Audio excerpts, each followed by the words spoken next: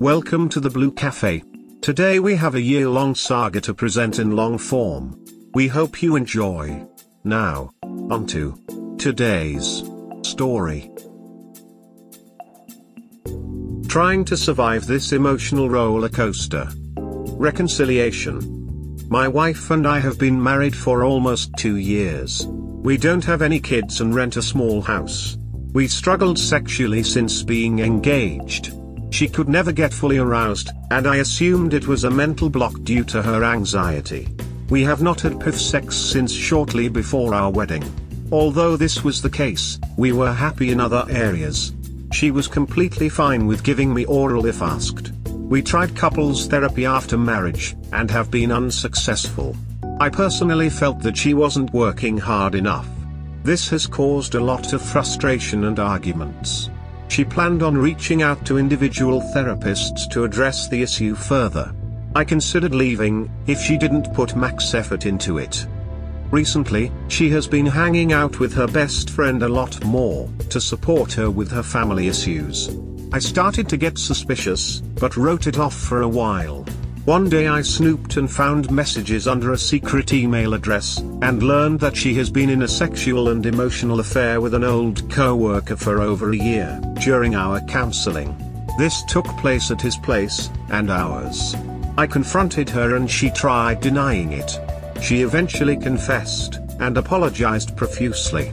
She admitted that his sexual performance was one reason to why the affair lasted so long. I left our house and am considering annulment. However, I have been having multiple feelings. One moment I am angry that she had sex with another guy, while I remained deprived. The AP got to enjoy sex with my new wife. Something I haven't done since engagement. The counseling sessions were a total waste of time and money. Their sex was unprotected, so I could have been at risk for STDs from oral. Inviting him over to our place also shows a total lack of respect for me and our marriage. On the other end, I sometimes feel like we can work through this. She is very remorseful, and wants to save the marriage. I end up getting caught up thinking of our good memories. I loved her parents. We always had fun together. I always thought we would accomplish a lot together. I know that rebuilding trust would take lots of time and hard work. In my head, I know this is one of the worst types of betrayal possible and I didn't deserve this. I'm still young, and I wonder if this marriage is worth staying in. Then, I wonder if I would be missing out on an incredible woman who wouldn't put me through any of this. I can't get rid of the conflicting feelings. Are these feelings normal? In my case, what are the pros and cons of divorce versus reconciliation? She is only remorseful because she got caught. She doesn't want to save the marriage, rather, she fears losing your utility as a provider. She will continue to deceive you in any way that benefits her position and status quo. A spouse who has cheated before will cheat again. It's only a matter of time. She has shown by her actions and deception her lack of love and commitment to you. You were used, manipulated, and discarded for another man. Get out from this abusive marriage as fast as you can. No good will come from staying in it. Especially after you have a kid, she betrays you again, and you're on the hook for child support. Run. Run like the wind. Please leave her. She is not respectful, she does not love you. Can you please explain what you mean by what you need in order to really forgive? Genuine question based on need to understand. You can't work through this op. Guaranteed. She won't even break off with her AP. You've got the marriage, the paying the bills part. He's got the relationship. You can do 2 good things here. 1. Dump her and tell everyone what she has done. And I mean everyone. 2. If her AP has got a wife or and so, tell her. Present the proof. Blow him out of the water. He willfully and deliberately targeted your wife and your marriage. You don't owe him anything. Don't tell your wife that you are going to do it. She will tip him off and you'll be painted as the crazy husband. Oh, and she is in for a shock. Once you dump her, he won't want her. Guaranteed. It was okay for sneaky sex etc. with you paying the bills, but having her on his case 24/7. I don't think so. He will not want that. The trouble is that she will then bounce back to you. Mr. Plan B, nothing will change. She still won't be having sex with you. She won't want to cheat on AP just like she didn't want to cheat on him throughout your sham of a marriage. You will have to be a strong op. Tell her to duck right off. Good luck. You have so little invested. Married a very short time, no kids, no property shared between you. Run. I can't stress how important it is for you to bail from this sham. I absolutely guarantee you won't regret it in the long run. This getting out now will be better than leaving when you have a shared home or kids. Please get out as soon as you can. Cheating in a dead bedroom would be the hardest of deal breakers for me. Don't put yourself through the pain of trying to fix this. Get the marriage dissolved and find a better person. Before you do anything, take a deep breath and get the services of an escort. You need to flush the poison that is in you right now. Hint, buy Viagra. I'm not saying anything but better to have it and not need it than to need it and not have it. Take those services as many times as you feel the need to AMD with different women if you can. This is a distraction and also a way to gain confidence. Then explore your other options. Then after enough time has passed, if you feel that the marriage is not enough for you, you can divorce her, but don't make that move before you have confidence in yourself of your ability to move on. Gain that, meet your physical and emotional needs and then reflect on the marriage and whether or not it deserves a chance. Right now, whatever you decide, there's a chance that your feelings might mislead you. Also, with no confidence and self-esteem, you will need years to rebuild yourself. Don't waste that much time. While the affair might have been her doing, now restoring your confidence and self-esteem is about you and you alone. Don't view this as cheating or revenge, but rather a way to keep and maintain your mental and emotional health. For you, this is more important than anything ever. Good luck, dude, and update when you can. Neutral face. So, she's had far more sex, and more enjoyable, with him than you who are her actual husband? Jesus, you need to walk away from this man. No, scratch that, you need to run away from this mess, it will eat you from inside. 10, 20, 50 years from now, the resentment will grow like a cancer inside your brain. There are literally thousands of far better and more loyal women out there who would never betray you like this. Dump this revolting cheater and go find them. I plan on getting out. I know I didn't deserve this. It would make no sense to put myself through more pain and suffering. This is way too much to deal with so early in a marriage. For the past year, I thought we were figuring out the dead bedroom problem. I made the best of a bad situation with her. We still had our fun date nights, vacations, etc. I have to erase those good memories from my head, because she was sleeping with AP the entire time. Was anything between us even real? I never thought she was capable of hurting me like this. I feel like I'll never recover from this. Friends and family tell me that I'll meet a trustworthy woman who desires me one day. I'm so defeated, that I see no light at the end of this tunnel.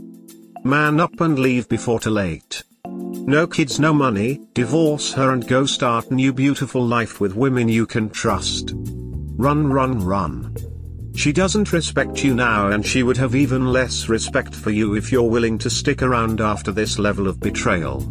Face it, she was never sexually attracted to you, and that's not gonna change even if you take her back. You're joking, bro. She is gaslighting you and has been for years. Move out immediately and move on and do not look back, ever. I know they say don't just say divorce here, but you have a wife not sexually attracted to you. Sounds like she married you because the friend didn't want to be married. I know this sounds harsh and hurtful, not my intention. Annul this shitshow ASAP. What was the reasoning behind this affair? Did she marry me with a plan on using me? I suspect that she did love me, but stepped outside the marriage because she didn't enjoy our sex. On top of that, our dead bedroom makes it 10x worse. You are just a good friend to her who provides a comfortable life. In exchange, she had to provide some BJs. Just imagine your situation about your close friend who got into this situation where his wife denied him sex from engagement throughout the wedding and honeymoon period of wedding, then he found out she was cheating on him all along. If you reconcile now because it's easier than the other options, later in life you will hate yourself so much you would not believe it now. For your own good, please get out. I know some people are for reconciliation at any cost, but I just don't see how a relationship can continue without respect. Just a total pack of lies from top to bottom. You should leave. It's so early on and this is already happening. I couldn't fathom this degree of a dead bedroom. It hasn't been alive the whole marriage, and an affair. Go before you find yourself back here again with a whole lot more to lose. Go find a betrayed spouse out there in the multiverse that regrets divorcing a cheating spouse, then come back here and let us know what you find out. Has she cut all contact with her AP? Is she having sex with you and not making it feel as though you're forcing her? Are you truly happy with her, or are you just staying because you're married and you, unlike her, honor the marriage vows? She's been cheating since your marriage and quite possibly even before that. Why even get married if all she wanted was to sleep with her best friend? It's extremely disrespectful and shows she doesn't care about your feelings.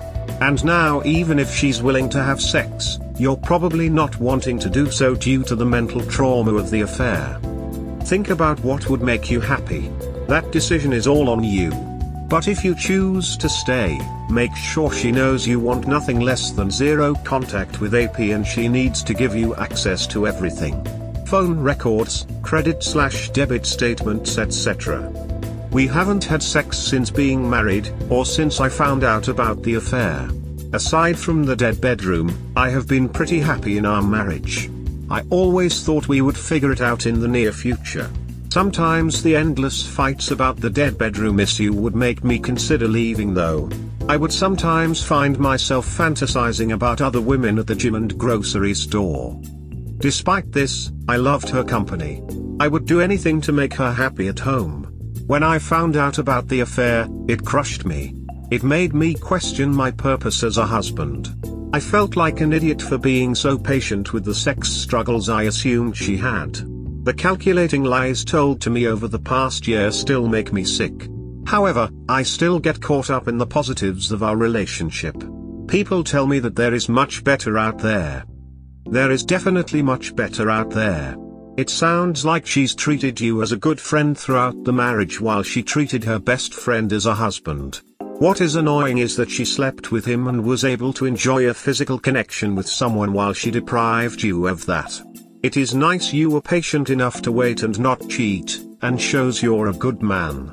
Your actions were out of respect and love, but hers were solely selfish. What has she said about contact with her friend? Does she want to keep him in her life? If yes, there's no way to mend this misfortune. She has said that she is willing to do whatever is needed of me to make this work. It would be tough trying to get over the fact that she cheated, while depriving my needs for so long though. She had a chance to be 100% honest in counseling. I still do love her and miss her. She is the only woman I've been with. Because of this, I don't know if it would be better to give her another chance, or find someone else who would treat me better. Staying or leaving is a question you'll need to answer yourself. It may be helpful to try couples counseling to see why she cheated and why she even married you if she's been sleeping with her friend since the marriage. Was it wealth, convenience, etc.? The goal of the counseling shouldn't be to make you stay together in this case, but for you to get honest answers, hopefully, from her regarding the affair so you can make a decision. Also, since it's been going on so long, you'd be wise to keep track of who she calls, where she's been, etc. It sucks to have to do that, but you need to know the truth. She may say she'll change and cut all contact, but it's best you verify everything for yourself, since I've read enough stories on here to know that cheaters will lie and tell you what they think you want to hear to make you stay. Your wife is a user. She uses you as a financial security provider and uses the AP as a sexual provider. The only remorse is getting caught and possibly losing her security provider and the sex provider as well. Why would you want to work through this with a cheater who showed you nothing but the ultimate disrespect? At least respect yourself. You have no children, you are young, she is worthless. Easy choice. Painful choice, but easy. Choose yourself. Her betrayal was terrible. Denying sex to you and giving it to the OM. You deserve better. Kick her out. I am reading lots of stories here, and for many I feel a spouse got screwed even more than the last one. Unfortunately, you take the cake. The fact that you are even considering saving the marriage and lulling yourself with sweet memories means you are refusing to open your eyes to what has really happened to you. In my opinion, you should have filled the papers for divorce in approximately 24 hours. This shouldn't be out of revenge or emotion, but simply the fact that every hour you haven't is an hour wasted in your life. Get out of that marriage, dude. I am sorry to say it, she made her decision when she slept with another man, continued doing it for another year, and didn't confess to it during marriage counseling. As much as you love her, she lost her chance with you. You deserve someone who will respect you enough to be honest with you. And there will likely always be an issue of trust in your relationship as a result of the affair. I don't understand where it went wrong. We had sex daily while dating. Even while married, she loved to have me around. She still did nice things for me. That's why it hurts so bad. The dead bedroom was obviously a problem, but I never saw the cheating coming. She is now apologizing and saying she loves and misses me. I'm not buying it. You wouldn't have done this to me in the first place, if that was the case. I don't know if she is an evil person, or just had some serious deep-rooted issues. My guess would be the latter. Now I'm just sitting here hurt and confused. I can't picture my life improving from this.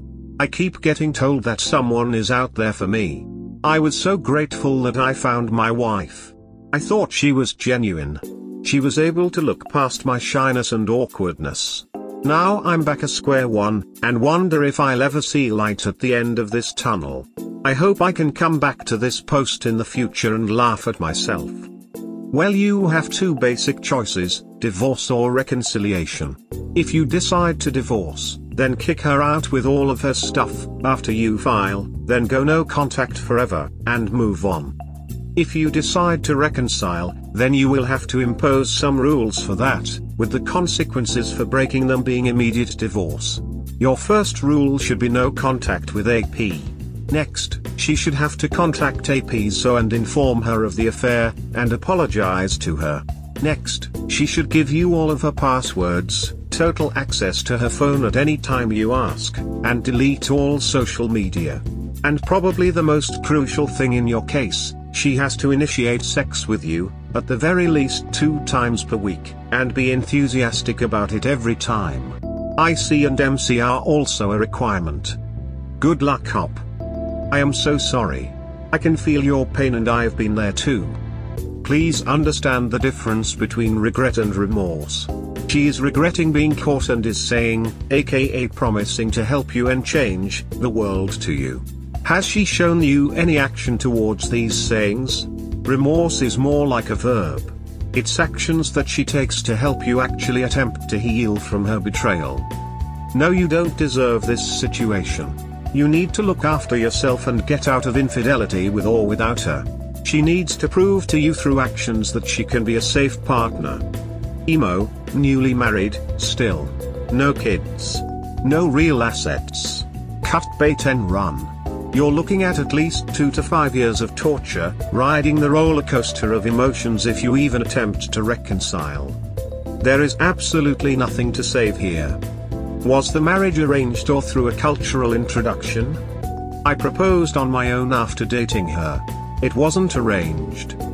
Forgive my asking, but I can't understand how she can do what she did. Is there some cultural or religious reason why it was hard for her to decline your proposal? Apologies if I'm overstepping the mark. Nope, she gladly accepted the proposal. I don't understand either. So looking back, believing that everything was fine in all other areas of your marriage was wrong because she was faking it. If she can fake feelings like that in a marriage, she can fake remorse. Not only that, I believe she must fake it, as there's no way she could truly feel it. If you stay, chances are she will learn from this and get even better at faking it, better at hiding her secret email addresses, better excuses for going out. And even if she is one of the rare cheaters out there that really do change, you will never really know if she has, and that will torture you. You gotta go, mate, staying will kill your soul. I think it would be damn near impossible to have a normal relationship after all of this.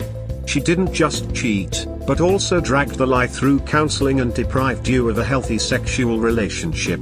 The only relationship for the past year was her and her AP. You were a roommate who paid the bills. So, what have you decided to do? Ended it. To anyone who has been down this road, will life get better? Will I find someone better? Need support?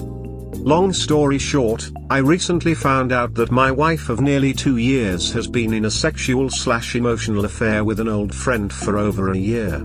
To make matters worse, we haven't had intercourse our entire marriage. I kept hope alive and remained patient. We tried couples counseling, and it failed. This is possibly due to her not confessing about her affair. I suggested IC, but she continued to drag her feet. Sadly, I have decided to dissolve the marriage. This is no way to live. This is way too much to deal with so early in a marriage. It makes me sad, because I had high hopes for us and she blew it. I loved her family. My trust and self-confidence have both taken a hit. People tell me that I will be okay, and that someone better is out there. I don't see it. Every day feels like a living hell. It takes 3x the effort to get work done. My appetite has decreased. Hobbies aren't as enjoyable as they once were. Has life gotten better for you after being betrayed? Leaving someone who cheats in a dead bedroom is the smartest thing to do. Will it get better? Yes. Start the divorce paperwork and you will feel a great weight lifted off your shoulders when the divorce is final. Are you able to get an annulment? Because that is very advantageous for you, instead of divorce. Yes. But if everything you say about her is true, there are good chances of her going back to love her until they break up. But in the meantime, have as much sex as you want, go to clubs, buy a lot of hookers, make up for all the time you lost waiting for her. The only good thing about the dead bedroom is that you can get an annulment. You don't have to worry about the hassle of the divorce. If it makes you feel better, you can try to date your ex again, but tell her you won't tolerate another dead bedroom. Wishing you everything. I mean, it can't get worse. I have no idea how people stay in marriages multiple years without sex, shy of LDR or health issues. Yeah, it gets better. A lot better. But it isn't easy, or fast. What worked for me, no contact, blocked her on everything, left a phone number for the legal stuff. I wish I did this sooner. If you're lucky, she blocks you back. Accepted she isn't the person I fell in love with, married. That person would have never cheated, would have never did or said the things I had to deal with. People change, you, me, so's, exes. And sometimes they change beyond what we love anymore. Take time for you. Find the you things, ditch the us things unless you can make them your own again. Go to the gym, learn to cook better, or something specific, or many specific things. Once I did all that, about a year later, and I'm dating again. It may be longer, it may be shorter, but yeah. It gets a hell of a lot better. Maybe it still isn't as good as when I was married, happy and with the girl I loved, but she doesn't exist anymore, and I'm way better off than when she left me. Sorry to read about what you've gone through. It took me months to get to new normal, never mind normal. I still have the dreams where everything is okay, but they come way less often, and I don't wake up angry, or sad. They are almost just dreams now. Good luck, smile. Dump her. Dissolve the marriage. Your life will improve immediately and then just get better and better. Believe me, this will definitely happen. Good luck. Seems I'm your target for the question. Yes, it gets better. I got my mojo back. had a lot of great experiences, traveled etc., and now I'm engaged to a woman who loves me in ways my ex never did. Sex is great, relationship is great. Life is full of joy and promise. You are in the valley, and can't see the sun, but have no fear, the sun is still there.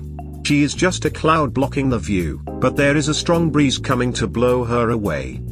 Thanks. We have our moments, don't we? I don't come here often, and when I do I always find one recent post from someone wondering if it gets better. This forum was great for me when I was in the valley, so I hope I can be a reflection of the sunlight for someone else who needs it now. Speaking from personal experience here, you most definitely will find someone better. In time, you will find that you are the better person, the one who will make your life everything you ever dreamed. If the right person happens to come along, that's great. But, if they don't, you'll discover that you're enough all on your own. You can and you will create an amazing life full of happiness and adventures with or without anyone else. Sorry you are going through this, but you're on the right path. Chin up and live your best life. It awaits right around the corner. Best of luck up. Man, I'm literally in the same boat as you, but they weren't together for an entire year before I found out. What are your hobbies? Just curious what else we've got in common. Smile. What is your story, stranger? Military guy here, typical early marriage because otherwise you've got to leave her behind. To be fair, she doesn't really have much as far as a family goes, so I could at least provide for her with medical and school. We're almost 2 years in and I caught her in a white lie and she spilled it all. We never had much of a sex life and yet she screwed around with one of my co-workers and did it several times every time they met. I hate them both, but I love her at the same time. This is what's kept me alive. I'm young, and I deserve far better than her. She did something absolutely horrible to me and it would be incredibly disrespectful to myself if I forgave her when honestly she doesn't even seem that sorry for what she did. Will I find someone better? Abso-freaking-lutely. There's decent people out there and I now know that she's capable of doing very indecent things. That's not anything I want in my life, and I can guarantee you there's at least a few million decent people out there. Right now though, it's time to go have fun as a single guy. Skydiving, scuba diving, singles cruise, you name it. I'm about to go live my freaking life. I joined the military because I wanted to serve my country. And why would they have been able to tell me? But military wives' stories are so common it's a stereotype. The military is something some people want to be a part of. Maybe he grew up in a military-approving family, or he wanted to serve and protect of his own volition. The reason doesn't matter. The point is that his choice by itself does not mean he would be cheated on. And cheating is still a two-way street where either one could act on it. He didn't and she did. It just means she has less restraint about it than he did. I never said anything bad about the military, it's just the whole leaving your so for your 2 years doesn't sound like a good idea, like the song long distance relationship will kill you. I would hope that some people could handle the long separation and compensate when they are together again, but stories like this make this feel not always the case. Well done. You will be better. Middle dot. I didn't read all the comments. People on here have great educated advice. I found out almost 2 months ago about my wife's affair. I didn't eat or have energy. I wouldn't by any means say I'm good right now. I guess I'm okay. I've slowly started eating more and getting more done. The sadness amongst many other emotions are still there, but they are a tiny bit easier to deal with. Time is your friend. 1 hour at a time, 1 day at a time. Whatever it takes. I'm here if you want to chat. It started to feel a little better about 5 months out from D-Day. You divorced. You can't trust her. Everything she says will be a lie. Or at least you will believe it. Good luck. This is just a phase. Of course things will be different. If you trip and fell down, there is no other way forward but to pick yourself up. Time heals all wounds. Well, most wounds. Yeah, the trust is gone, so the marriage is over. If you stay, it will gnaw at you forever. Best to end it. like I did, but I never trusted another again, and I never had another so in my life. I'm 68, and mine ended at 30. 58 years of hate towards cheaters, and with all these stories, it never ends. Hopefully you can get past it. I couldn't. Eject your wayward wife from your life. She gave to her friend what she denied to you, her husband. There is no recovery from this unless you wish to be in this position again. Rest assured she will do this to you again if you stay. Has life gotten better for me after I was betrayed by my wife? Yes. It took a few years. I met my second wife about 5 years after I left my cheating ex-wife. Many ups and downs, many disappointments, many dark days in those 5 years. Wasn't a happy journey. I still got where I wanted to be, got through each day as it came and didn't look too far to the future as that seemed rather bleak. If you haven't already done so, tell your wayward wife her friend can keep her. Get your annulment and ghost her. Take what you can from this failure and recognize you are not at fault. You stayed at your wife's side even though you were denied. You will not have any regrets when this is behind you. I'm about 1 year after D-Day, 8 months after separation, and legally divorced about a month. It does get better. My first 2 months after my decision to separate were pretty terrible. Hell, my first 5 months were quite an emotional roller coaster. I got some therapy, and some Xanax take as needed lol. I started taking care of myself. Exercising every damn day. Eating better. Cooking, discovering new foods I liked. Visiting family, even extended family I normally don't see. And I tried to spend as much time with friends as possible. For me, just getting up the energy to go out with friends was the hardest. It's the depression keeping you from even starting things you enjoy.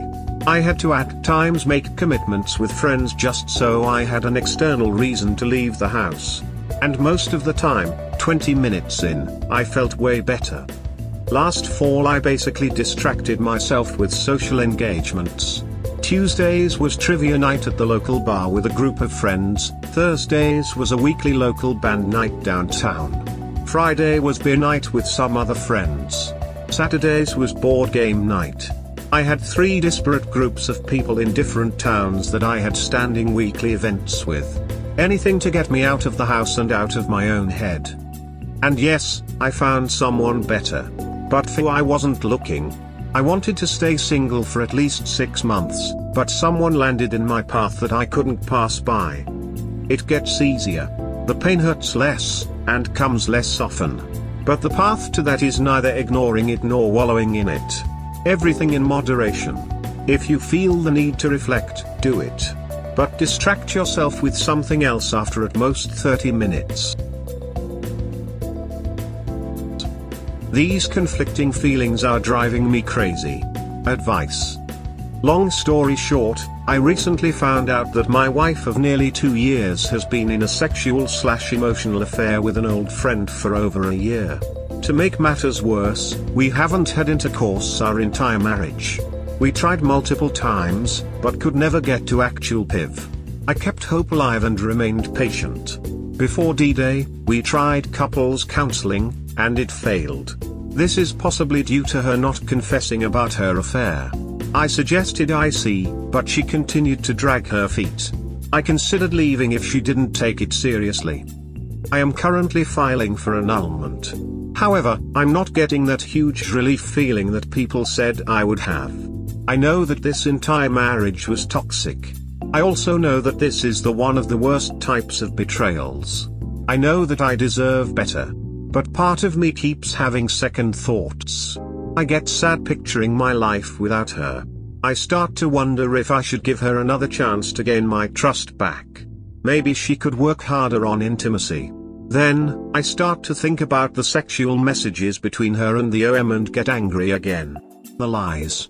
I think about all of the excuses and failed attempts at sex. Then I get sad thinking about good memories with her, vacations, our jokes, date nights, etc. It is driving me crazy. Any advice or kind words would be appreciated. Annulment. Period, full stop. You loved her and she did not love you back. Be done with this chapter of your life, take its lessons, focus on yourself, and when you are ready date again. I'm sorry but your wife's affair has, in all probability, been far more sexual and for a longer duration than you are aware. The reason that you haven't been able to have PIV sex is because she didn't want to cheat on her AP. I know it sounds stupid but this is absolutely classic cheater behavior. Don't be conflicted op. For you there is no marriage or relationship to try to salvage. It was never there. It was and is an utter sham. You've got to be strong. Accept your situation and take positive action to ensure that you can get on with your life. Immediately you do, your wife might get a shock. Her AP could drop her like a hot brick. APs are great when it comes to charming some other guy's wife snickers off and shagging them while the poor schmuck is paying the bills. But, having her on his case 24/7. Not such a good idea. Especially if he's married or has a SO. Normally in cases like yours I would suggest informing the SO of the AP, but in your particular situation there is nothing to save and nothing to be gained by prolonging the agony. She even might try to get back with you or to stay with you so that she can keep the status quo with AP. You will have to be man enough to tell her to duck right off. Good luck. I second this. I suspect your spore has been getting bent over by her AP long before the two of you were ever married. I don't know how long you dated, but you may have been having a threesome with her for your entire relationship. Man, did you have to say it like that?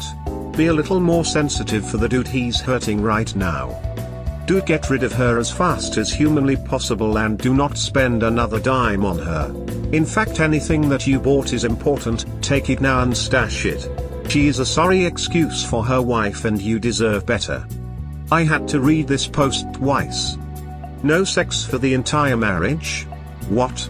These are the kind of the stories I hear from men with mail order brides. Relief may come later when there is separation and the annulment is in process. Sounds to me you've been duped. She's having sex with another and you and her have not even consummated your marriage, at all? Don't think we have the entire story here. But by all means, carry through with the annulment. You'll probably find some kind of resolution once this mess is taken care of. Good luck. Well, we did attempt sex techniques from the counselor. Nothing ever worked. We could never get to PIV. But no problem with the other guy? Odd. Exactly. That means she doesn't want to have sex with you. She didn't want to cheat on her AP. Huh. Most of us monogamists would think having sex with you and not having sex with someone else would define a marriage. 0 for 2. You want jokes and vacations, give her another chance, as a platonic friend. Maybe 5 years from now. Your relief isn't there because you still feel partially responsible or that you feel there was something else you could do to save the marriage. Counseling, time, and looking at your situation objectively are all the antidotes. Are you currently separated or are you stuck together? The feeling of relief doesn't always come right away. It may come once she's out of the house and the divorce is concluded. Maybe not even then. It's normal to be in a funk after going through shit like this. I've personally never been married, but when my ex confessed, it took 4 months for me to get back on track, and that only happened because I ended the relationship and went no contact. Oftentimes emotion and intuition makes a rational choice difficult. Will things improve if there is no remorse? At least consult a lawyer, or paralegal, and have an amicable settlement ready. When you are ready to make the right decision, give it to her. Do you have it in you to make things better? I am currently in this cycle and have been before. Man, it is really hard. But very normal. Less than 3 in my case. I can't count how many times I've been cheated on by my partner at this point. It just happened again and I'm finally getting out of here. Our relationship was great otherwise, but I too went through the man, I didn't do this or that, but the thing is, no action that you are doing, or not doing, causes someone to cheat. If there was a problem is solvable through communication. She chose to do something very wrong to you instead. And that's not your fault. The what ifs rarely lead to the best answer for your own well-being from my experience, but doesn't mean they aren't a huge part of what you will go through during this time. I am right here with you feeling those things. People can change, but just take the whole person into account, and what they are willing to do to change, before giving them your precious heart again. Sending you hope and peace. If it helps, at least some if not all of the good parts were a farce to keep you around. It's just very confusing that she would stay with you but not have sex. Maybe the OM wasn't a good partner, or she thought you would consent to an arrangement. So frustrated with the direction my life is headed. Need support. I'm in the process of annulling my marriage with my wife of nearly 2 years due to her infidelity. I recently found out via emails that she has been in a sexual/emotional affair for over a year, possibly longer. Intercourse declined during our engagement, and disappeared completely during marriage. Prior to this, we went to counseling for the dead bedroom and it failed. This was possibly due to her keeping the secret of her AP the entire time. I suggested IC for our sex issues, but it never happened. I planned on leaving if she didn't get serious. After finding out about the affair, she apologized, and said she planned on disclosing me of her cheating during her IC. I'm so frustrated. I never imagined this would be happening to me. I didn't deserve this. I miss and love my wife, and I can't believe she put me through this pain. My life is taking a huge step backwards. After our house lease expires, I'll have to move back in with my parents. I have no idea where my life is headed. I suck at dating. Being cheated on showed me that I am undesirable. I don't have too many friends. Thank God we have no children in this mess. Wow, your own wife didn't want to cheat on her AP. This is crazy. Very much. I'm curious what kind of mental gymnastics someone goes through to justify this. She used you and took you for a chum, but don't let a sociopath define you. Recover from this and find someone who respects and loves you. Leave her in the dust. I read between the lines that you feel loneliness and even think of yourself as undesirable. I can state pretty definitively that your low self-image is manifesting your fears, and that in reality someone who desires you as you do them is closer than you think. Relationships happen when you are not actively hunting for one. Keep busy with activities to better yourself and you will be surprised, you will simply run into someone who desires you as you desire them. For now, focus on yourself and what you enjoy. Google and read the book No More Mr. Nice Guy by Robert Glover. You will find that an invaluable fountain of life-changing information.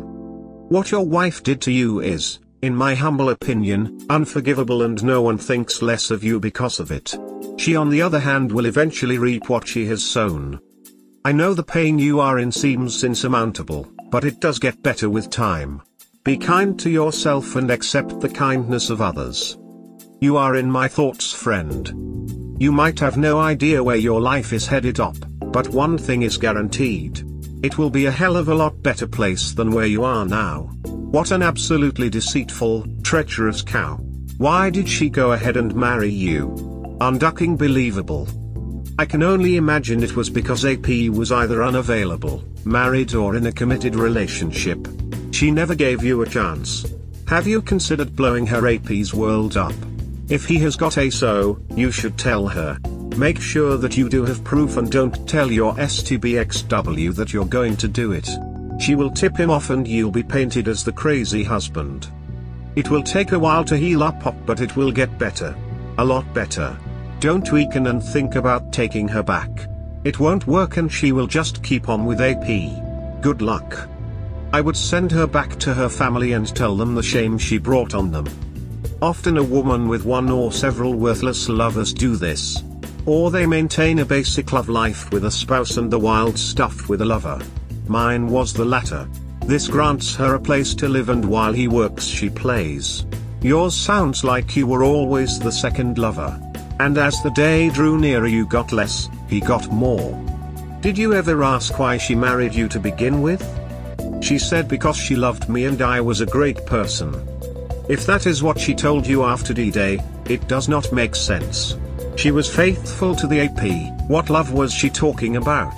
The only thing that makes sense is she loves you like a brother. But still. Catch your breath and go with the flow for a while.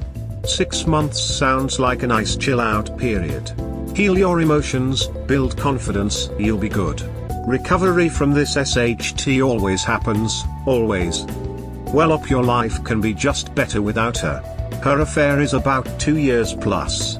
By experience your life will be better months after months without her. It cannot be worse for the dating aspect. Just relax, take care of yourself, hit the gym, do things that make you socialize with others.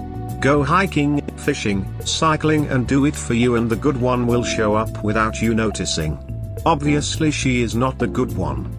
It may seem bad right now because of the situation but don't take it as a bad thing. This is all for the wife to come back to you and truly be loyal to you and to see the meaning of the marriage and to value it. Keep looking up and stay strong. There is strength in weakness. Forgiveness is key, and did help me when I had anger issues.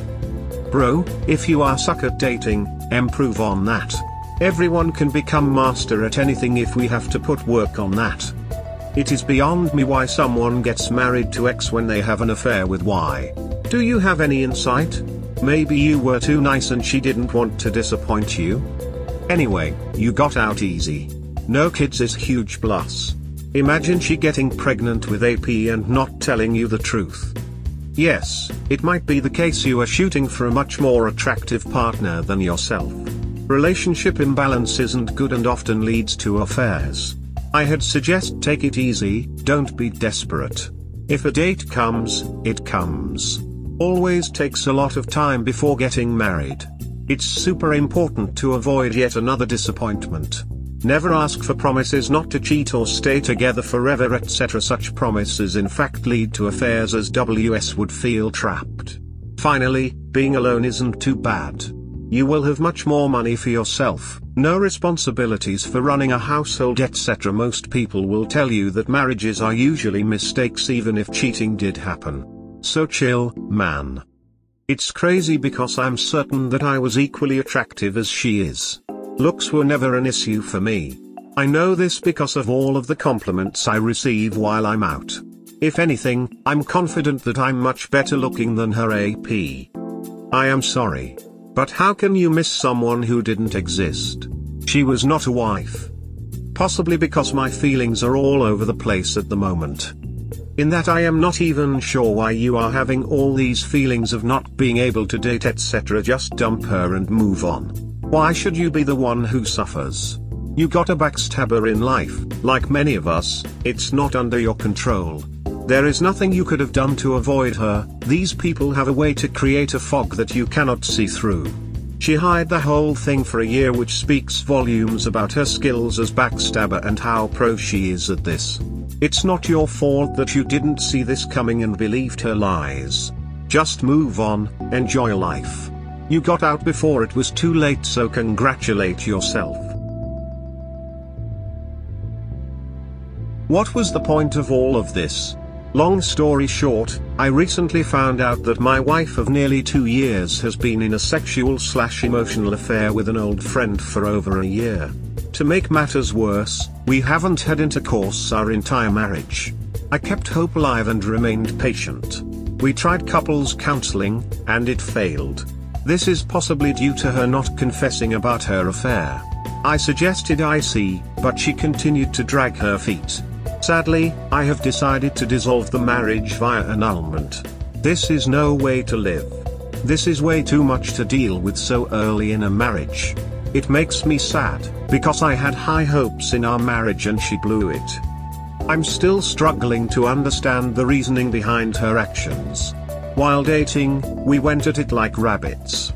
It tapered off to normal shortly before engagement, and went downhill from there. Why did she suddenly lose sexual attraction for me? Why didn't she just leave me for the other guy? Why did she waste our time and money in counseling? Most importantly, why did she agree to get married? I'm grateful that I found out before kids/home ownership was involved, but this whole situation makes no sense. I don't know if she's an evil person, or just has some mental issues going on. You're likely to be a more stable financial and emotional bet than the other guy. She wants to eat her cake and have it. Congratulations on your freedom and escape from disaster. You should mark your annulment date like a birthday, as you're pretty much born again. She wants to eat her cake and have it. Kudos for saying this correctly. Thanks for pointing this out. I didn't realize the structure eat your cake and have it too was the more accurate variant. I went and researched the phrase and you are correct. Till. Why didn't she just leave me for the other guy? Odds are really good he wouldn't have her. Why would he? He knows she's unfaithful and not a good relationship partner. She stayed with you because it was an easy way to have her cake and eat it too. You were okay enough with a sexless marriage to stay for years and keep working to find answers, and other people would not have tolerated that. Most importantly, why did she agree to get married? Honestly, it sounds like she was using you. From your post history, you assumed the lack of sex was due to her anxiety, not an affair. She went along with that and lied during marriage counseling. She had unprotected sex with the other guy in your home. Her respect for you and your marriage is at level 0. Further, she could have easily conceived by him during the unprotected sex, seduced you for one night, and covered for her affair, while you raised a child that wasn't yours. For what it's worth, in the future, when sex goes downhill after a relationship milestone like engagement or moving in together, make your exit plan and go. Don't ignore red flags like that. Or don't get married again. Didn't even think about checking Op's post history, but wow, that is devious as hell on her part. Op shouldn't waste any time or resources on the why and just leave. Right. Lying during marriage counseling, while he's being patient and keeping hope alive, is really twisted. I'm sorry Op that you are in this shit situation, but if we can be optimistic for a second, you my friend are sitting pretty. You have a marriage that can be dissolved by annulment, no house, and no children. You might think that sounds awful, but for those of us who have children and a house and a marriage that will require an ugly divorce and custody battles, you are looking good. It is never ideal to have to get divorced, nobody really likes it and not everybody gets that huge satisfying feeling after. Your marriage was important to you and it is dead, and as a result you will have to mourn it. Out of the ashes will come a new life, a house, children, a wife who loves you for who you are and will not duck another man in your bed. What she has done to you is unacceptable in every single sense. Infidelity aside, she has used you, gaslighted you, made you feel like you are not much of a man. The woman who's going to love you for the rest of her life, who will be happy to be the mother of your children, is just around the corner. You need to get this shit over with so you can go find her because she's waiting. Good luck. Keep us posted. Thank you. This response really means a lot. I am glad that I dodged a bullet before I ended up on the hook for child support, alimony, etc. You are right, this marriage was very important to me. I valued it greatly, and tried everything to make us work. Friends and family tell me that I should be excited about my marriage ending, but I don't right now. They don't understand I am still mourning the wife I thought I had. Also, I'm still in shock that manipulation was in her character. Right now it's hard because I have to start over in my childhood bedroom. I'm hoping for brighter days. I look forward to meeting someone trustworthy who loves me for me. Have you ever driven in a dark tunnel? When you drive through a dark tunnel and you get to the end of it, there is a brief moment when you're blinded by the light. It takes a moment for your eyes to adjust and for all your senses to return, and this is where you are right now in your life. Your marriage was the dark tunnel, but you've made it through to the light, but it's disorientating. You, my friend, are going to get through this. When my first wife and I split up, I was depressed. She took my 8-month-old son and she left me with nothing except for the dog. I wanted to kill myself and I would lay in bed thinking of creative ways to do it, but I was always interrupted by having to walk the dog. So I would get up, go outside, and walk the dog. Little did I know, but my dog Titus was saving my life. I only made it through the depression because I had titus. He kept me around long enough for me to mourn what I had lost, to understand that the sun still came up in the morning and set in the evening. With his help I understood life isn't over even though it felt like it. I share that story with you to illustrate that it's not always easy doing the thing that you know you have to do. You need to have your annulment, and you need to mourn your wife, and you need to start over from your childhood bedroom, and you know that is going to suck. It's not easy to know that it's going to be great. But it will be, and when you meet the love of your life this will all be a funny story you tell her and she will really get a good look of how you are a wonderful patient person. I'm a bit of a talker so I'll just end this here. Geez, a lot of us here would totally do anything for a partner like you. Don't sell yourself short again. She's having her cake and eating it too, all at your expense. Ending this farce of a marriage seems the only way forward. You seriously never consummated the marriage in 2 years while she is off sleeping with some other dude? I'm pretty sure evil is the appropriate term. Why didn't she just leave me for the other guy? Why did she agree to get married? Open your eyes. She hooked you, got you to marry her, and provide for her. She wanted protection and financing, which you gave, then she went out to find rewarding sex. Time to be honest with yourself. You had high hopes for the marriage. She knew the marriage wouldn't last, because she was acting single. You are grieving for what you thought you had, not what was true. Everyone gets something they want out of a relationship. If what they want is not you, it will eventually fail. You are right to get this sham marriage annulled. She was manipulating you. You were not treated fairly. If you are still in counseling, do some work on finding out why you chose and stayed with such an unsuitable partner. That's why I'm struggling. From my perspective, I thought I was being a patient and understanding spouse. I really thought she was struggling with a mental block around sex. If the roles were reversed, I would appreciate her patience if I was working hard to get over a real mental hurdle.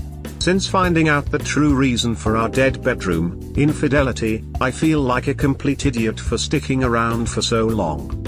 Get a lawyer ASAP. Thank heavens you don't have children. Thank God this didn't go on for more than 2 years. Been there, done that, went through the pain. Move on, become a better person and live life to the fullest. But be clear on this, whether she is evil or damaged makes no difference for the long-term effect it would otherwise have had on you. Treat her as dangerous. The ultimate differentiation between evil and damaged is irrelevant. Tangent, now that they are free to be together, unless the AP is also in a relationship, it will probably fizzle.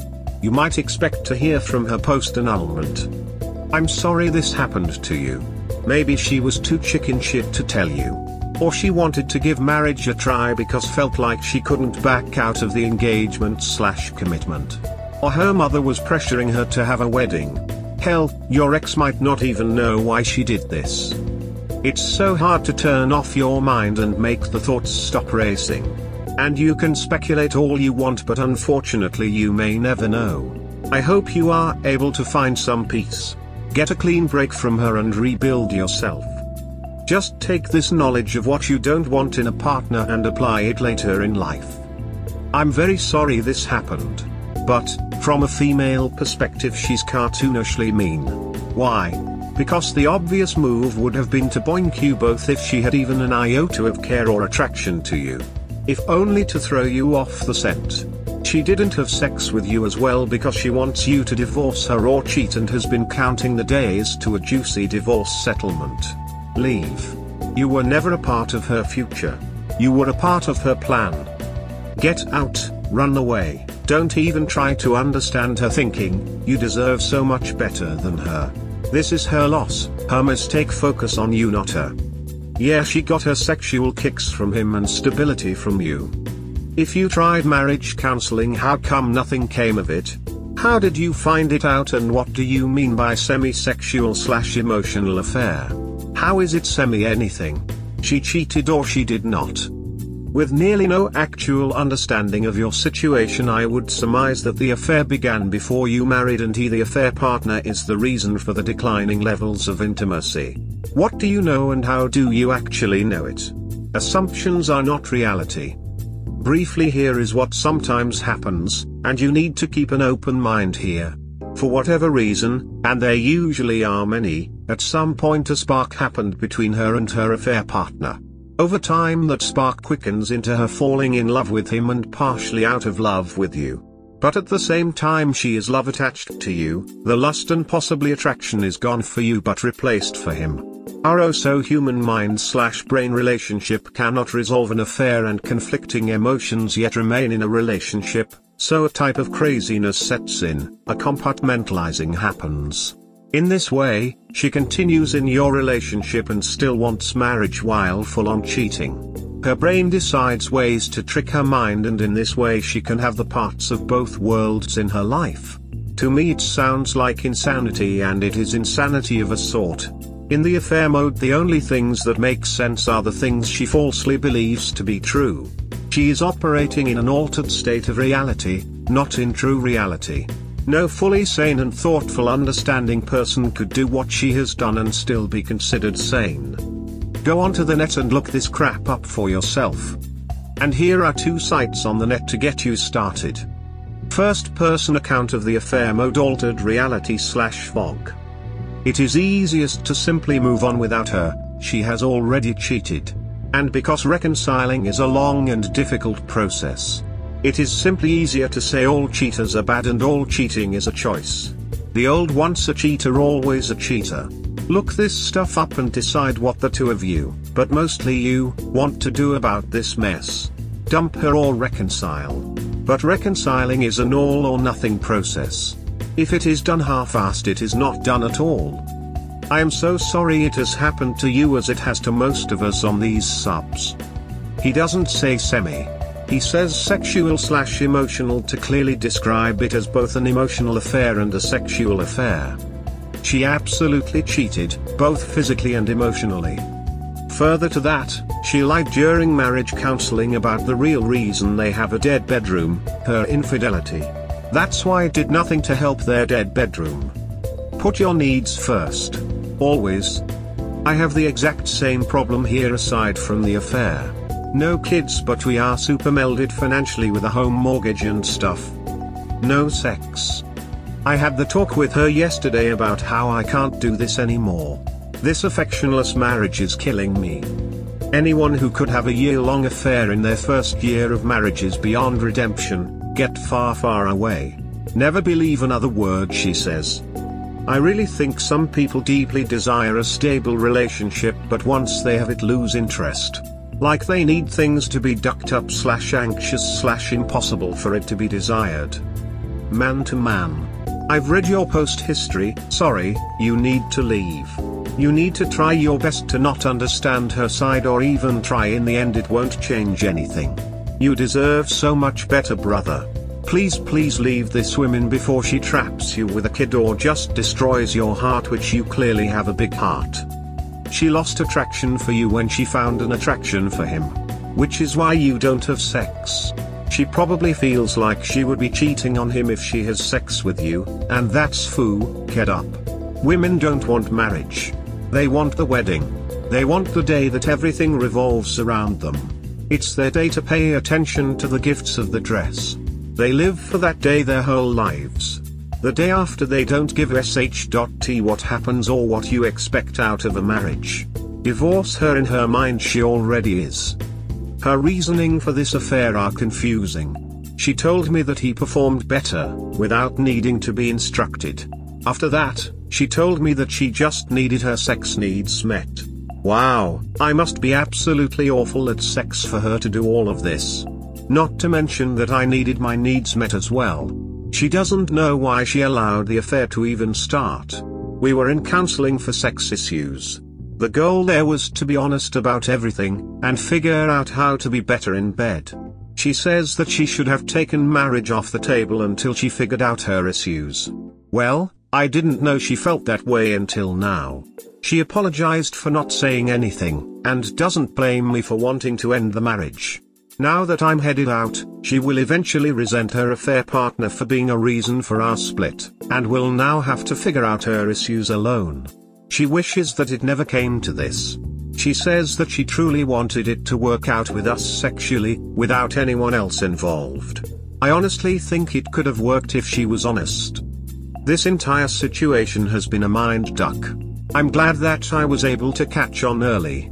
Looking back, I shouldn't have wasted so much time trying to figure out what and why things happened. My self-confidence and trust have taken a huge hit.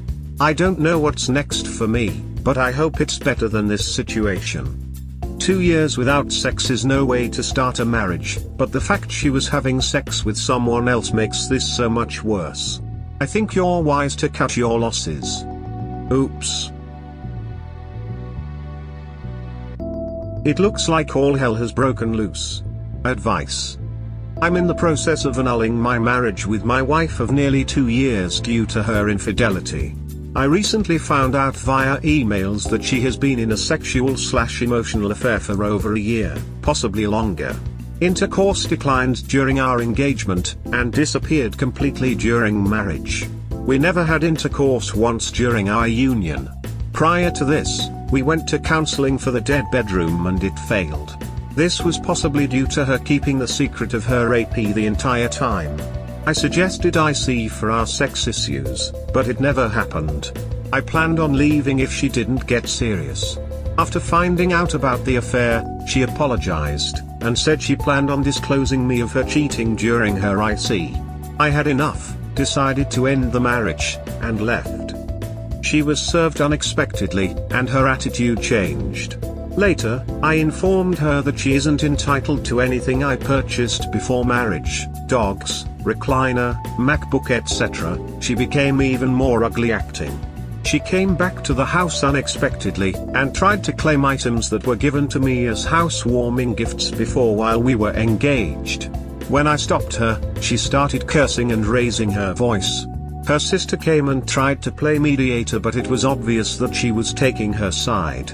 I called my mom and sister to avoid a 2-on-1 situation.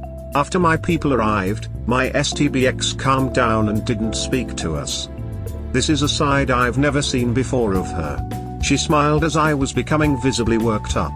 She expected me to take her back after cheating. After that didn't work, she thought I would roll over and let her take half of my stuff.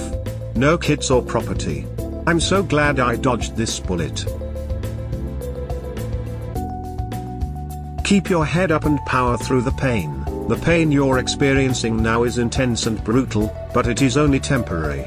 It's a hard thing to remember that the pain would be so much greater and so much longer lasting had you stayed in that relationship. I'm sorry you're going through this. Thank you for this, I needed to hear it today. Sounds as if she is a grifter, and only interested in what she got out of you. Had a client a few years back whose wife screwed around, and wanted it all afterward. My client could not stand her getting so much as a dust mite. We put security cameras, motion detectors and silent alarms all over his home. We believed that she would attempt entry, and would have officers there. When D was filed, we were granted an order of protection as she had attempted to assault him. We were completely surprised by her nerve. Our client had notified us that he had to go away for business. We doubled down on security. Second day he was gone, a rental moving van showed up. WW and about 10 guys bail out of the truck and break the door down. Literally crashed it off its hinges. Alarms go off at the local PD as well as the security company. So my client is notified through his cell, and watches this all go down. The guys are already just emptying the place when suddenly 3 police cars arrive along with the security company. Wife and all of the guys are sitting on the lawn with their hands on their heads. Security guy steps up to the WW. She says that it is her home and she has the right to be there. Security guy pulls out his phone. My client is FaceTiming. WW sees her ex on screen, and starts hyperventilating. She goes, "You weren't supposed to find out," he says. "I knew you were stupid enough to pull this." "Mr. Security Head, are the police there?"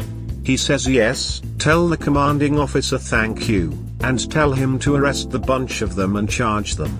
WW is crying that this arrest will end her job. My client says that she should have thought of that. turns out that WW ended up having both her brothers get criminal records. She as well received a record and 6 months probation. AP was one of the guys charged. Turns out he had security clearance at his job. Now, he has a criminal charge on his record and his clearance was rescinded. Lost a 6-figure income. Massively pissed at his former girlfriend now. At the end of the day, my client kept his money and possessions. The B&E was played for the judge in the D. He was similarly unimpressed. You should seriously make a collection of all of your stories.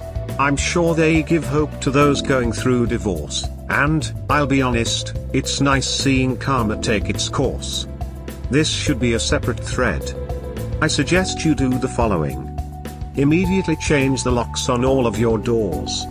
Install a security system with cameras and or one if those Ring doorbell cameras. Go North Carolina. Anything she has to say from now on is through your attorney. Document everything. Literally everything. Info on her affair, in-person contact, stick to the facts, any kind of attempts at contacting you. Document. Document. Document. Save your evidence on the cloud and multiple USB sticks. Send all of your evidence to your attorney. Depending on where you live, sue her AP for alienation of affection. If she gets worse, get a cease and desist letter sent to her or a restraining order. This is great advice op. Not to mention if he ever has to speak to her in person he should be wearing a GoPro to document and protect himself. Good chance if she comes by again, she could claim something happened. About point 1 and 2, ask a lawyer first. Brother, sorry about what's happening. Yet you seem to be a bit further down the road as in you seem adjusted and not so much in pain. Pain is a powerful advocate for change, it hurts so you naturally see a pattern or cycle leading to painful experiences so you cut it off before it happens. My painful experience takes too long to tell but do that which will serve you well. Your STBXW sounds right now the personification of pain. A narcissistic, may she see the crap she's throwing and hoping it sticks, then grow a heart. If she does not watch out this behavior will be her nature and her downfall. Stay the course brother, stay true to your nature and never sink to their level. The best always rises. This ducking hits home. Holy shit. That is my STBX to T. Why didn't you leave sooner when you realized you weren't getting sex from your new wife? She is a narcissist. You met the real her. She smiled as you were getting visibly worked up. They delight and thrive on the emotional control they exercise over others. They get angry when they are ignored or recognize they have no control. I was married to a woman like this. No contact and get her out of your life as quickly as you can. Wait, is she trying to reconcile with you? Your past posts and the current one talking about her attitude changing makes me wonder if she's begging for you to stay. She wanted to reconcile before I decided to file. Now she has turned rude and ugly. Ask your attorney if you can remove her from your apartment. She could try to file a false DV claim against you. Maybe install some video cameras before she goes all Amber Heard on you. Before I get yelled at, 1, I'm female and I've seen this happen to a guy friend too, she could threaten him with a restraining order or with a DV police report that could affect his future career. He needs to avoid contact with her at all costs. She lied to him throughout her marriage. Also, would not hurt to put all life insurance, 401k beneficiaries, etc. on your mom or family and cut her out. I've read a lot of stories like this, but this case is particularly egregious. If she was in and later with an AP, why didn't she just break it off with OP? Who does this? I don't understand either. She probably wanted to have her cake and eat it too. I hate that I even married her. Don't get mad at yourself, power your way through the divorce and fix your picker. Only 1 out of 5 women cheat, next time you'll find better. Well, you know now her attempt was a false reconciliation. Usually filing divorce make remorseful cheater more willing to work on reconciliation. Cut all contact with her and only speak through lawyers. It'll cost you, and her, a little bit more, but it's money well spent if it means she is no longer a part of your life. So send her one last message that you are blocking her forever and that there is no point in ever speaking to her again, that all communication should be through your lawyer, and wish her a pleasant life. Then ghost her from absolutely everywhere you can think of. Edit, and start working on yourself for yourself. Start getting out of your shell and meet new people and make some friends. Do not hide yourself away from the world and start living a little. Doomed from the start. So sorry you are going through this. Stay strong and hold your ground. I am so glad you are taking positive steps, enforcing boundaries and standing your ground to get out of infidelity despite the heartache you are suffering. Stick to your guns and good luck to you. You deserve a woman who would love you, not the trash you are currently taking out. Tell her to kick rocks and F off. Faster you file, faster you will be free from her and change those locks. She has had sexual intercourses for a year, and how you put up with it for a year. Leaving her is right, smiley face. Good for you for being strong. I'm sorry you had to go through such a shitty relationship, but I'm so proud to hear you have self-respect and not let her manipulate you into taking her back. Good on you. At least you know who she really is now. Glad you were able to leave before kids and joint property. All the best. Raise your head and do not let her win even an inch. You give an inch and she will reach for a mile. Let her do nothing. If necessary you should go scorched earth and burn everything so she can't win nothing at all. This part of your life is over, so you must pass a message to your friends that you are not to be trifled with. Only this way you will earn back the respect to follow your new life. It's not about being petty, it's about practical reasons. You will have to restart your life, and to do so people need to respect you. Any subsequent women you get will know that you are not a doormat, so you get a woman who respects you and your friends will see it too. Don't let her win not even a single centimeter of dental floss. Nothing. Don't let her take even the leftovers in the refrigerator. If necessary you should be ready to burn down the house in order not to let her with absolutely nothing. Of course I'm not telling you to break any law. I'm speaking metaphorically. But if the house is yours, then an accidental arson might be plausible. Also don't talk to her. If her mother comes to talk, then you say she had multiple affairs and she as a failed mother failed to teach her good manners, so you don't want to talk to a failed mother. Same as my father. Good job not putting her on the mortgage. Grats on your freedom. Change your locks. This whole situation really messed me up. Her parents loved me, and I felt the same. They never reached out since D-Day. When her mom finally reached out today, she told me that she still loved me and just wanted the split to be as peaceful as possible. I'm sure my wife has tried to villainize me since then. Her mom's quiet reaction makes me wonder if she is aware that our split is all on my STBXW. You need to show the evidence to the in-laws. And let them know it was a sexless marriage. Let them get their own conclusions. They have to be on the side of their daughter, so don't expect any kind of support from them. Her and her mom ended up coming back today to grab some more small things. Her mom tried to be the middle person in this situation. My wife continued to be rude to me in front of her. I ended up bringing up her cheating, but didn't mention the sexless marriage. I'm sure her mom was aware of the affair, but probably didn't want to tell her daughter. She had to calm my wife down from yelling and cursing at me. Some of the messages made me believe that she knew my wife was hanging out with the AP. I believe her mom was being nice to me because she knows her daughter is all at fault for our split. Anyways, her mom told me that she still loved me a couple of times before she left. My wife's family knew I was a good husband to her. I cooked for them, helped drive on road trips, helped set up for family gatherings, etc. They loved having me around.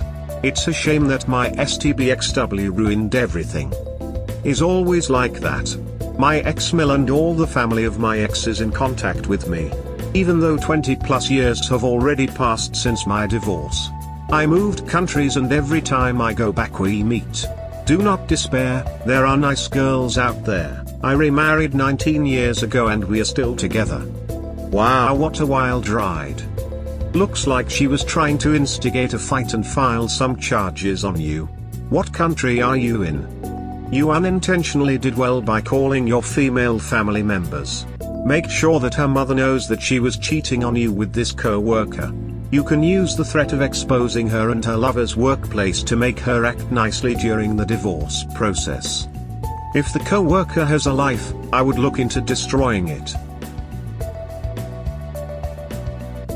I decided to move on. What's next?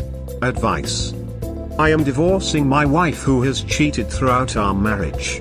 Luckily, we had no kids or property together. I am still dealing with the pain of the affair and our split. Fortunately, I'm getting better thanks to therapy, books, and family support.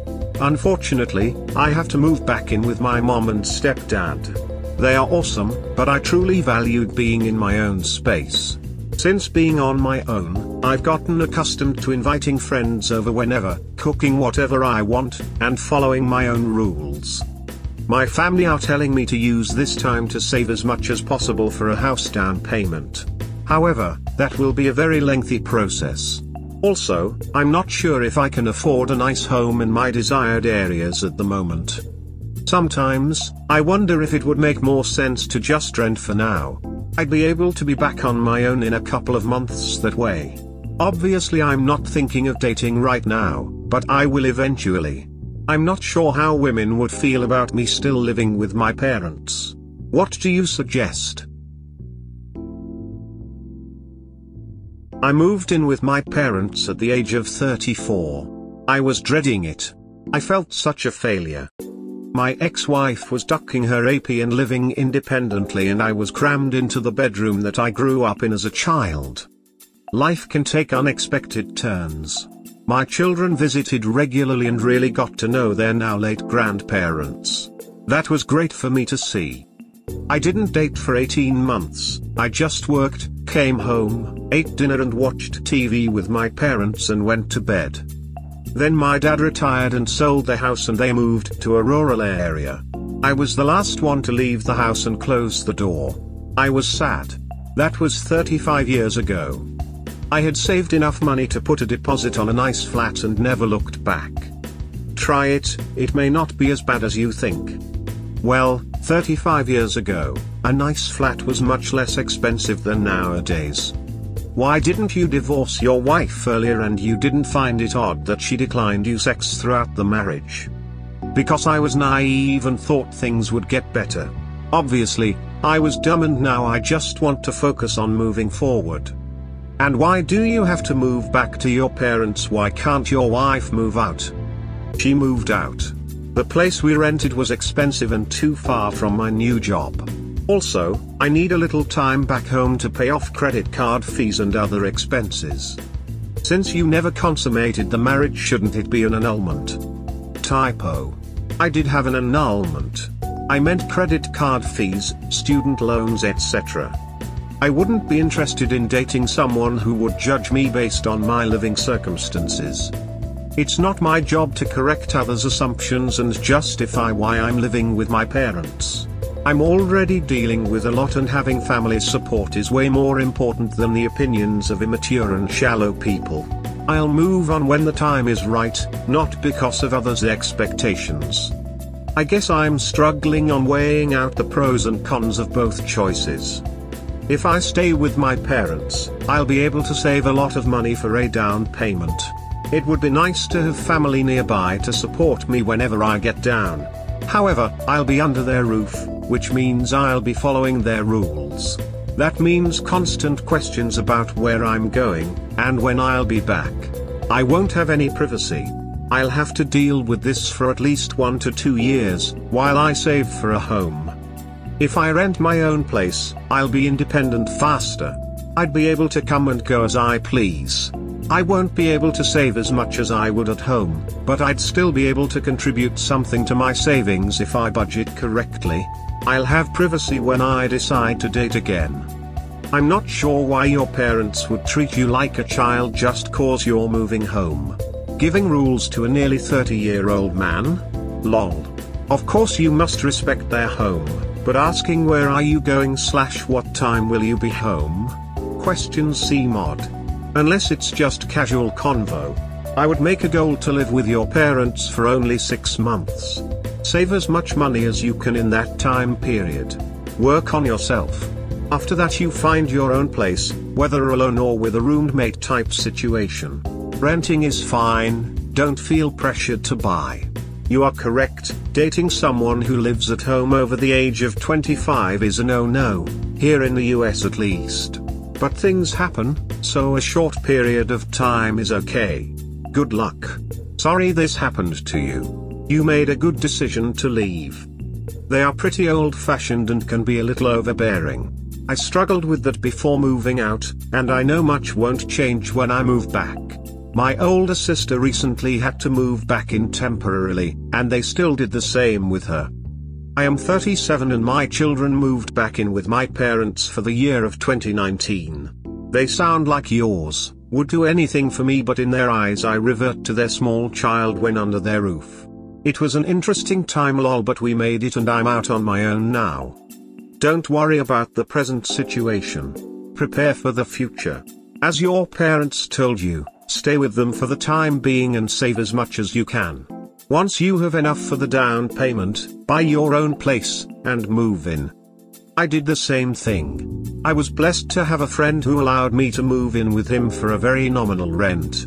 This helped me to save a lot, plus I had a steady job from 8 to 5 and I also worked for a friend's restaurant and a taxi at night to make more money, and also helped me in keeping me busy and not think of my cheating GF. I did this for 5 years or so. I had enough money to invest in some share market and pay down payment for a good apartment of 5 bedrooms, a dining room, a sitting hall, a swimming pool, and a private gym in a posh locality. Today I live a very relaxed life. You can do this too. I wish you all the very best. Thanks for all of the answers. They are really helpful. That also makes it hard for me to stick with my family. Don't get me wrong, they have been amazing in this dark chapter in my life. However, they can be too much at times. Since I've announced my divorce, my sister has been trying to control my life. She constantly tries to tell me where I should live, and who I should date next. She always tells me that I need to listen to her if I want to succeed. It's like I'm her blank canvas, and she's getting ready to create her masterpiece. Although he means well, my stepdad constantly jokes at my pain to toughen me up. For example, he will call me crazy and dumb for being so patient in a dead bedroom. If I'm having a down day, he say things like you gonna cry in your room all day? Or you should be over this by now. It's very frustrating. He will stop for a while if I get angry about it, but he'll eventually start back up. It's an endless cycle. On top of other things. I'm not sure how long I can deal with that. Sometimes, I wonder if I'd value peace of mind in my own apartment for the time being. Yeah. Look, I'm a guy. So, what I say has to be taken with a grain of salt.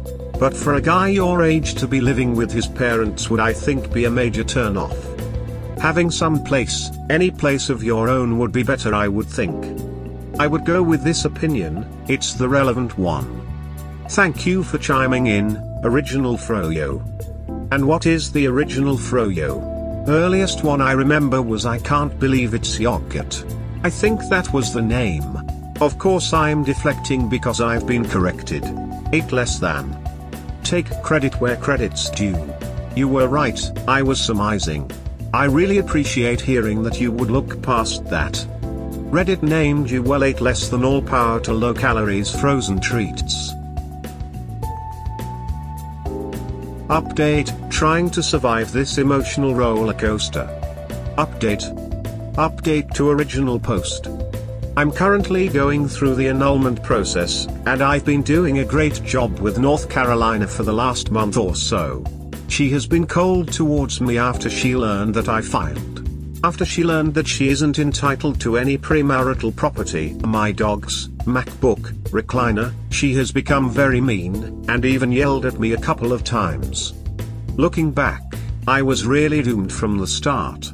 We were engaged for a year, and I could count on two hands the number of times we had intercourse during that time. In counseling, our therapist gave us sexual assignments to practice at home. This mostly focused on foreplay and touch. I almost always had to remind her about doing them. When we tried, it was always awkward for her. She would look uninterested most times. It never advanced to actual sex. It often ended in fights. She would often quickly jump to divorce. She said that she knew I was miserable, and I was not impressed with her efforts. She would often tell me that she isn't the best spouse, and she will get the help she needs, with or without me. She never changed her last name after getting married. Not saying that's required, but her reasoning was off. At first, she said that she never had the time to do the paperwork. Later, she admitted that we had so many problems in our marriage, she figured she'd just keep her name, since we probably wouldn't last anyways. I guess I ignored a few red flags in this marriage. She always mentioned that she gets bored easily with people. She would always tell me that I was the exception. I guess it was only a matter of time before she got bored with me too. That probably explains her need to entertain other men after a while.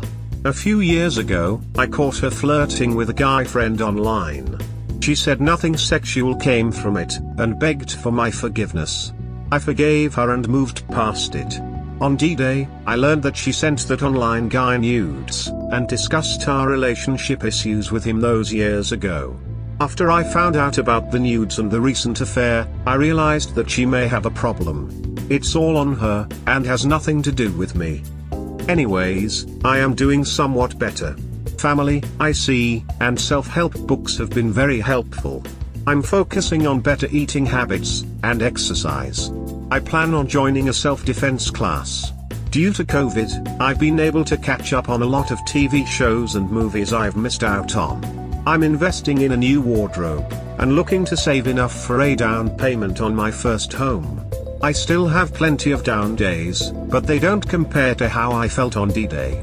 I know I have potential to have a happier life than I did with my SDBX. I just need to be patient with healing, and get out of my own head. You're going to feel really good after that dead weight is gone from your life. She sounds like a scummy woman. Just use her as a basis for what not to look for in future women. Lol. I agree with this one, pointing finger. Just spitballing here, but she had no problem becoming aroused for the other guy, no problem having sex with him. One of the things that seems to have set her off the most was the realization that she doesn't get to keep using your toys. Dude, don't take this the wrong way, but it sounds like she was less attracted to you than she was to what you could provide. Cut this woman out of your life and don't look back. Say a thank you that you never had kids or bought property together. This should be a fairly easy split. Keep on working on yourself and a much better woman will show up in your life, I guarantee it. Just watch out for those red flags and don't get involved with someone like this again. What do you think happened? Early in our relationship, we used to have sex all the time. I take care of myself physically. I advanced in my career. I was a caring partner. Sorry op. What happened was she was trying to be loyal to the other guy and that's why you got no sex. That's a real affair phenomenon. An island walk. I have no idea what could have happened. And I know this is easier said than done, but try not to obsess over it. The problem here isn't you, it's her. There was a time to discuss any problems she had, and it was before she chose to go have an affair. Rather than address any grievances she might have had with you, she chose to go play outside the boundaries she had sworn to respect. I know you're hurting up, but there will come a time when you can look back and realize this is not the type of person you want to be with anyway. Love these kinds of updates. That's awesome, so happy to see you doing better, smile. Later, she admitted that we had so many problems in our marriage, she figured she'd just keep her name, since we probably wouldn't last anyways. Sweet Jesus. I learned that she sent that online guy nudes, and discussed our relationship issues with him those years ago. After I found out about the nudes and the recent affair, I realized that she may have a problem. It's all on her, and has nothing to do with me. Exactly. Wow, she really put in an effort, didn't she? I'm sorry your picker was broken and you ended up with her, but at least you found it out before spending 20 years with her. There is that. Feeling down today. In need of some positive post-divorce stories. Need support. I won't bother posting my story at the moment. Feel free to check my post history though. I'm feeling pretty down today. I'm in IC, reading self-help books, and have family support. I'm trying my best to get out of this funk. If you have any, could you please share any positive stories about moving on? You can read through my experience. I was married 20 years, together 25. My ex had an affair, blindsided me with his admission that he had been checked out for years, and left just as our youngest had graduated high school. I found myself as a middle-aged empty nester without any dating or relationship experience, as ex had been my high school sweetheart, one and only.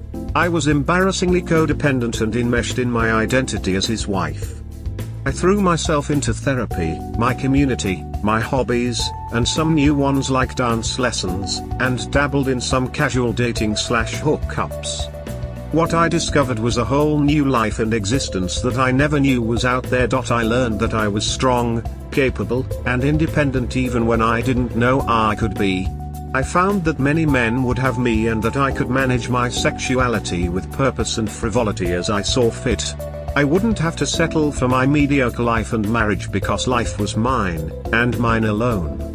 And then I met my new partner. I wasn't looking for anything serious. I genuinely wanted to use and be used for a while, exploring my kinks and desires. He struck like lightning though, and now I am living the life I only ever dreamed in my fantasies. I'm in the same spot, although no divorce as we weren't married. I did some stuff today that made me feel more in control of my life, made some annual checkup appointments, spoke to a financial planner, etc., went for a 30 minutes walk, and then made dinner from scratch. All that kept me occupied, which helped. Also came across something in my healthcare plan from when he was still on it. My instant reaction? God, I hope I can figure this out and close it without having to contact him. First time I've truly thought about that. I would say that is definitely progress. I'm 7 months out and it's still one day at a time with up days and down days. You got this. You know you've had worse days. You just need to ride the wave and know another better day is around the corner. Some of my most healing moments during and after my divorce came from reclaiming things, music, movies, places, food, that meant a lot to me but that my ex-husband put down or mocked. One day I played the same song 9 times in a row just because I could. Taking advantage of every opportunity to enjoy these personal pleasures helped me reclaim my identity outside of my marriage. Do you have things that you love but that you've let get rusty? I did this too. The act of reclaiming is returning to a self untainted by him. It was such a deep relief to do the things I used to do for myself and before him. To have experiences and be among people that he never managed to corrupt. The harder part is reclaiming all the favorite things and places we enjoyed together, especially the hobbies I picked up from him, like watching movies in the cinema. When I can make our thing become my thing, that's my next milestone. I'm only 1.5 months out, but I'll share what I have found that was positive. I have friends again. I missed that. I am entirely over this person who I built up into a godlike creature, when she really was the creature from the Black Lagoon. I have started to dig in on why I would have done that. It's scary, but I can only benefit from the learning and healing. I've learned how to deal with toxic, manipulative people in a way I never could before.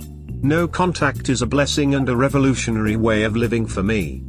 I'm on a journey of healing, not just from marriage but from many things I experienced as a child. Counseling and self-compassion work are saving my life. And I need saving. I will be able to identify as a person who made some bad choices instead of a person who is defined by his bad choices in the near future. That's talking freedom for me. That's all I have for now. I'll have much more in a few months. All good advice. Life is good, invest in you. Just turn the page on the past, tomorrow is a new day and opportunity. The more actual control of your life you take, the faster the healing. Cheers. P.S. Remember, what you are feeling now is real and tons better than the lies and deceit of the past. Wow, it's been 4 months since D-Day. Here's an update. I, 30M, just got out of a toxic marriage a couple of months ago. We were married for nearly 2 years, and had a 100% dead bedroom. I found out that she was cheating the entire time, even through my suggested marriage counseling.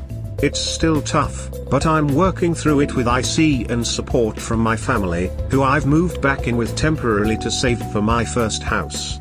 I caught COVID a couple of months ago somehow, so I am a little nervous of the gym. I've been doing some outdoor cardio, and ordered a few weights to lift though. I plan on learning to play electric guitar too. I've been extremely introverted my entire life, to the point that I haven't had any romantic/sexual relationships outside of my ex-wife. I want to take this opportunity to be more social, but the idea can be a little intimidating at times. I sometimes feel embarrassed of being cheated on, and having to start over at my parents' house. I am proud to say that I've started hanging out with a few old friends from high school. They know of my situation, and have been very supportive. We mostly just sit around and play video games though. My Bill has invited me out to a shooting range with some of his friends. They are a few years younger than I am, which isn't a big deal. I haven't taken him out on that offer yet though. I've also reconnected with a couple of girls from college, who are open to hanging out or grabbing lunch etc. I guess all of this is a start, especially with what I've been dealt with. Despite my efforts, my dad tells me that I need to expand myself more. WTF? I've been trying my best to climb out of this hole, and he makes that comment? Sorry for the long post. Just wanted to update and get some things off my chest. Great job in trying to put yourself out there more. I've read your other posts and I hope everything works out for you. As for your dad's comment, sometimes parents say irritating things despite the best of intentions. Don't take it too seriously or give it much thought. If it still bothers you, just casually ask him what he meant. Try to interpret what your dad said to you as tough love. Don't row with one of your most ardent supporters just now please. He's not meaning any malice and just wants you to be alright and clumsily would prefer it to be sooner than you are ready for. That's all. Go to the range with your Bill. I go to one of 2 ranges regularly and have a lot of fun. If you enjoy guns and shooting sports, then you can meet new people and broaden your social circle through the hobby. There are even private ranges/shooting clubs that have bars/restaurants and other seating areas designed for people to socialize. Keep going, you're doing great. Keep going, but your dad is right, you were so far back socially that it is going to take more effort on your part. How do I do that? I thought I was already doing a good job. You could try meetup.com, mostly virtual right now, but you can meet strangers based on common interest. Would avoid going out with your Bill. Not trying to be petty but practical. He will always be her brother. Not saying this makes him a bad guy. He is no longer your family. You don't need a constant reminder of your ex, nor do you want any connection to her. If you are able to make the relationship work despite the awkwardness, great. Just be aware that she will try to turn your relationship with him to her advantage if possible and sour it if not. Sorry for the confusion. I meant my sister's husband. NP. Makes much more sense. Yes, I would take up the offer to spend time with this Bill. Look, don't be embarrassed about your wife committing adultery throughout your short marriage. That reflects so much on her own moral failures, not on the marriage or the effort you put into it. I've read your posts. Lots of relationships experience intimacy problems. If they want to last, they work on them in a mature, non-shameful way. They seek therapy, medication, counseling. What they don't do is go and hop in bed with someone who provides sexual satisfaction. She had zero respect for your boundaries and zero respect for marriage as a concept. Don't carry the burden on this yourself, man. She made this decision to hurt you, herself. You had no agency in her decision to sleep with a stranger outside of marriage. This is entirely on her. Stop torturing yourself. You'll get through this. She just wasn't mature enough to be married and wanted to still be a 20-year-old, partying and sleeping around. She has a lot of growing to do. So do you, but in a positive way. Learn to not hate her. Just let go. She was a bad choice. A really bad choice. Most people married for 2 years are crazy about each other. There was something missing in her to make these decisions. Good for you on getting out of that toxic marriage. I'm glad you had the self-respect to not stay with someone who doesn't love or respect you. Your dad is right though. Doing nothing but sitting around playing video games isn't going to rebuild yourself and gain self-confidence. Put the controller away and get out there and make something of yourself. Good to hear about your progress. Keep it up and don't settle for anything less than you deserve. Did you recover from COVID? Yeah, I tested negative after 2 weeks. Made a full recovery. Will the anger ever disappear? Need support. Long story short, I recently found out that my wife of nearly 2 years has been in a sexual/emotional affair with an old crush for over a year. She invited him over to our place for sex, dinner, and play my video games. She had unprotected sex, and a pregnancy scare. I found out that she sent another guy nudes before I proposed. To make matters worse, we didn't had intercourse our entire marriage and most of engagement.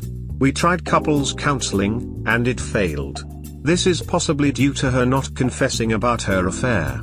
I suggested IC, but she continued to drag her feet. I filed immediately, and it's near finalized. She told the counselor that she wasn't sexually attracted to me a few times. I tried to fix that with more date nights, traveling, adult toys, etc. Nothing. We used to have a good sex life, so I thought. While dating, she used to send me sexy pics, and even ask for sex during her lunch break. After marriage, she made me feel repulsive in bed. I actually set up a Tinder account, just to see if women would swipe right. I never talked to any of the women, but I needed validation after feeling unattractive for so long. Not being sexually attracted to me is one thing, but having another grown man in our place playing my PS4? Making jokes to the AP about me? What did I do to deserve that? It makes me so angry, because I tried my best to be good to her. Maybe this is her internal issue, and she will do the same to new guys. I'm doing my best to move on. I mean, I hang out with friends, and family a lot more, and pick up some hobbies. When will I stop being so angry about what my STBXW did to me?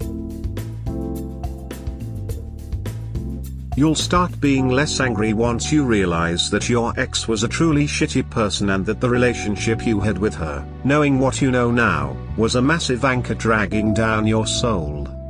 After you truly accept that her behavior was 100.0% a reflection of her and had nothing to do with you. And also that you did the best you could under impossible circumstances where nothing you could have done would have made any difference at all.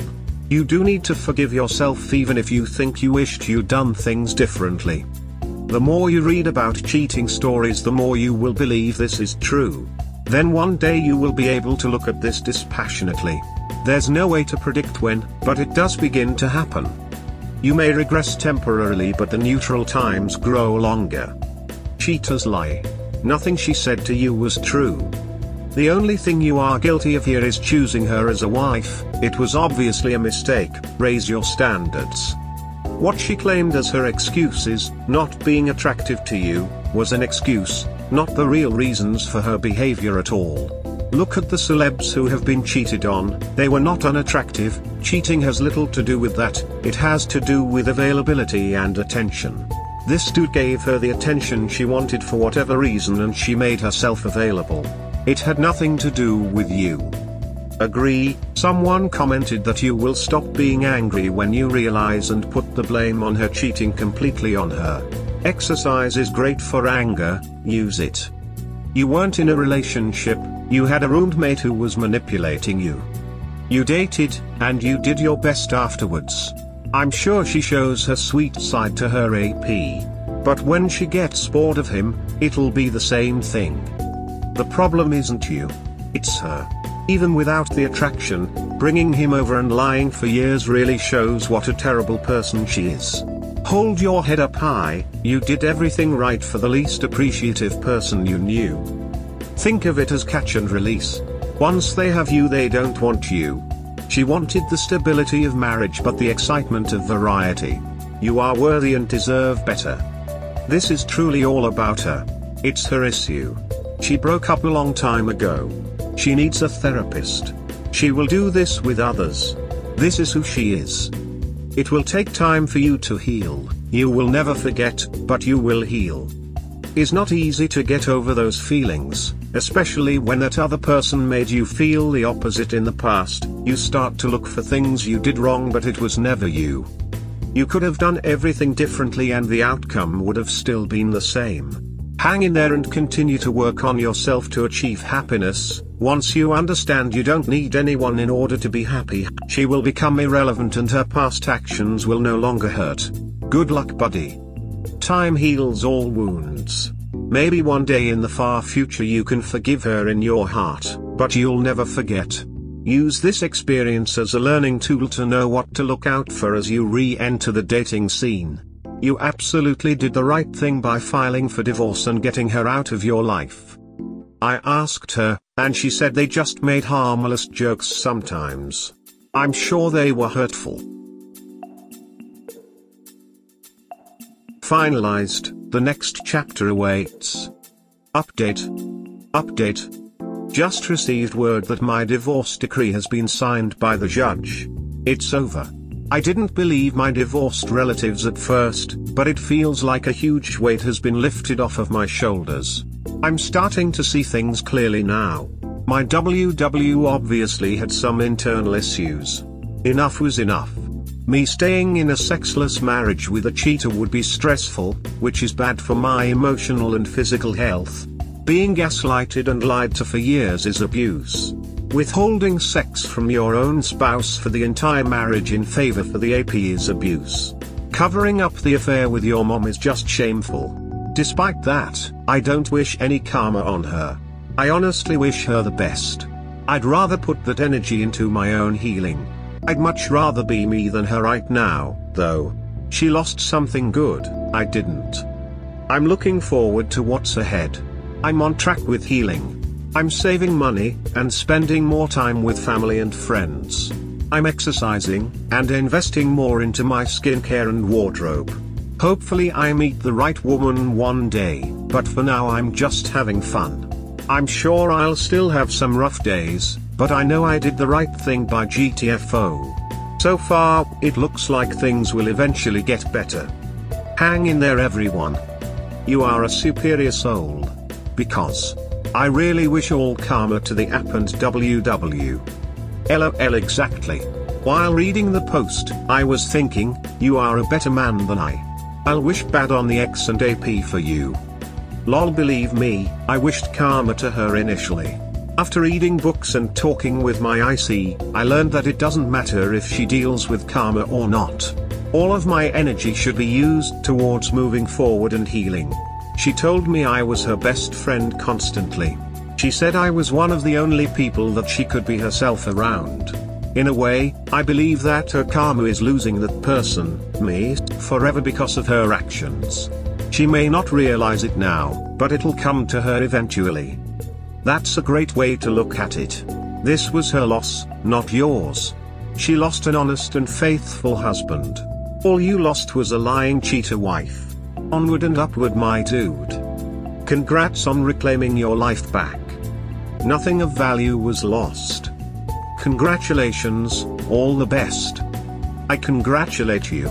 Best decision is to leave a cheater and give yourself the chance to start again with a new life. Damn, I hate cheaters. Wow, the same thing happened to me.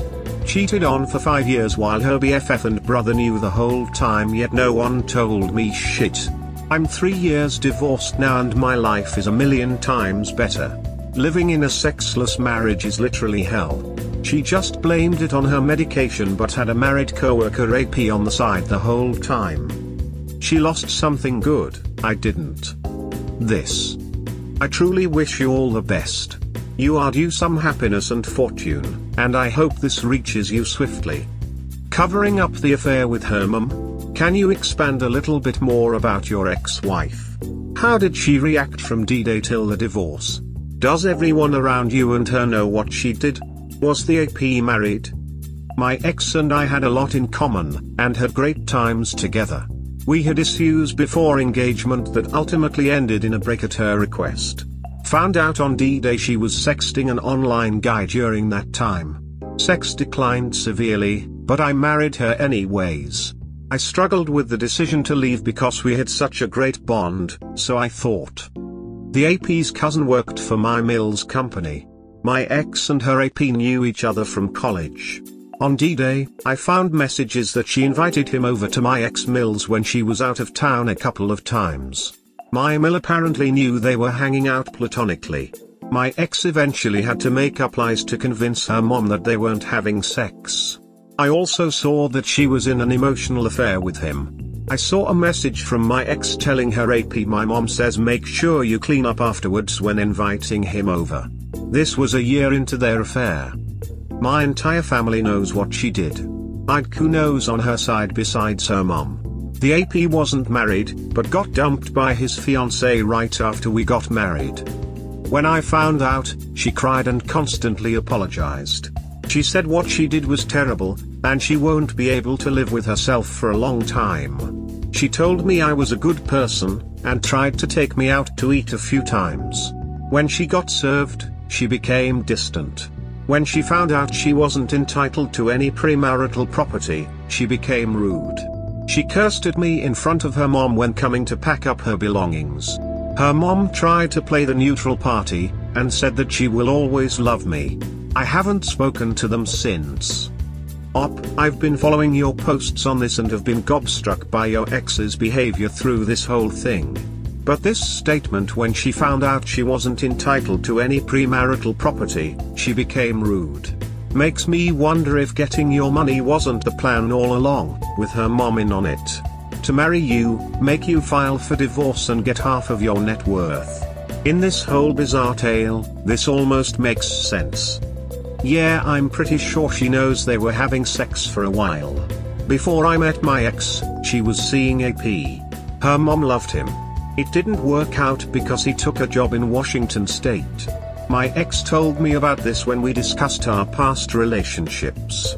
I had no idea he moved back here until D-Day. For a long time, I was angry at myself. I did so much for my ex and her mom. I cooked every day, helped her study, and took her to emergency doctor's appointments. I helped my Mill set up her house/yard for holidays, helped drive on road trips, and dog sit while she was out of town. I told myself I'll never be good to someone again. Then I learned that these were just crappy people.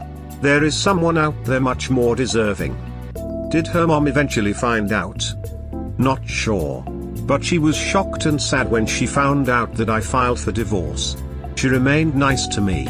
She couldn't be mad at me for any reason, because her daughter was the one who had the affair. Awesome. Good days ahead for you. Struggling to figure out life as a recently divorced man. I recently finalized my divorce from my WW, who was cheating for most of our 1.5-year marriage. D-Day was in late May. We were also in a completely sexless marriage, which counseling couldn't help. On D-Day, I also found out that she had sent nudes to another guy, and later made out with her AP before we got married. It sucked. It still does, but I have come a long way since that day. I'm in IC, and have had lots of support from friends and family. Recently, I reconnected with a girl I met back at a party a few years ago. I had a huge crush on her before meeting my ex. We messaged each other a lot, and hung out a few times over the last month. I told her about my divorce situation, and she's been supportive. She's a little more outgoing than I am, but seems to be having a good time with me. She has been open to spending more time together. I don't know if she has any romantic interest towards me, or just sees me as a good friend. I've caught myself catching those old feelings for her. But I know I found out about my ex just a few months ago. Also, I'm not sure if she has romantic feelings for me. It has caused me to look too far ahead of our friendship, and read too much into our texts. I'm starting to think I should just continue to spend more time with her as friends. I'm also starting to believe that I'm putting all my eggs into one basket with her. Should I meet other women to hang out with as friends too? I've always struggled when it comes to dating. To make matters worse, I have no idea what I'm doing as a recently divorced guy. Any advice? Best advice is don't rush things and don't overthink things and just be yourself. Don't try to be something you're not and don't try to be somebody that you are not. Just enjoy the time that you are together. Go slow and be honest with her and yourself. My advice is to be upfront with the people you're dating. What are your intentions? Do you want something short-term? Long-term? Just friends? With benefits? I told my partner that he was a rebound. We dated in the past. I was very clear and told him that I wasn't ready for a serious relationship. And I told him repeatedly that I didn't want to bring the baggage of my marriage into a relationship with him. We are working things out. Unfortunately, after 10 months my insecurities are starting to sprout from the ground. Obviously trust is an issue even though he literally hasn't done anything to make me suspicious. I know it's something that I need to work on but really, I can no longer give someone blind trust. People are probably going to tell you to not date anyone until you're healed but having a partner helped me immensely. He was always there for me when I broke down and cried. He also reassured me of my worth until I believed it myself. There are benefits. Work on yourself. If you're not ready then you're not ready. She doesn't deserve to be your rebound chick. Don't do that to friends. Slow and steady to recovery for at least a few more months, if you are afraid of missing out. Think about how bad this is going to be when your insecurities show and nothing you do is making it go away and you watch yourself nosedive a good relationship. I was there dude. It sucks to be alone again at night but it helps later on when you do get back into it. Builds character and drive. Start here. Go slow and don't take things too seriously, just enjoy the moment. Take it one day at a time. This is your first chance at a relationship. It will either work out okay, or it won't. Don't rush it. Continue going out and taking pics together. Post pics to your FB page. At least the pics will drive your ex crazy. She is banking that you are devastated from the divorce and it keeps her warm at night knowing you're suffering. Every time she calls you somewhere into the convo say oh got to talk this call and say talk to you soon hang up on her mid-sentence or if she sends you a text, don't respond for hours or the day after. I always advocate dating for a while. Just to get used to the idea of a healthy companionship with the opposite sex, to pick up nuances and hone your social skills. You need space and time to process and mourn your relationship. People grieving their relationships don't usually make really outgoing, sociable people. So it's worth waiting for a change in spirits. Yes, meet and enjoy many women honestly and openly, do know them before committing to exclusivity. You had a disaster, don't let it make you bitter, let it make you smarter. Aside from being faithful, how does your new partner compare to your ex? Advice. I know my ex-wife betrayed me in the worst way possible. I was in a dark place, and my post history proves it. I'm on the right track as far as healing goes. My family and therapist all notice my healing. One thing has been bothering me though. My wife was my first and only sexual and romantic partner. Although she lied and cheated for God knows how long, I truly enjoyed her company. I really loved her family, and my family loved her, before D-Day. We had so many inside jokes. We could talk to each other about anything. I taught her how to play video games, and she became hooked, just like me. We would make the best out of any situation. Random visits to pet stores, or the gardening section of Lowe's were always a blast. We would try new restaurants to find our next favorite spot. Every other month or so, we would both take off work one day out of the week to see a movie or go to the park. On some weekends, we would watch old school cartoons, and eat junk food all night. I could totally be my weird and goofy self around her. I've been worried that I won't find that type of connection in anyone else. I'm sure one day, I will find a faithful woman with good character. I'm just concerned that I won't find anyone who connect with me as much as my ex did. Am I just overthinking? Don't compare.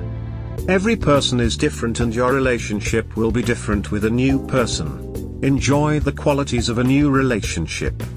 Do compare a new person to your morals and principles, to see if they align well, but not to a relationship that you now must acknowledge was broken. In my experience, you will never find the same kind of connection with a new partner, but that is not something bad.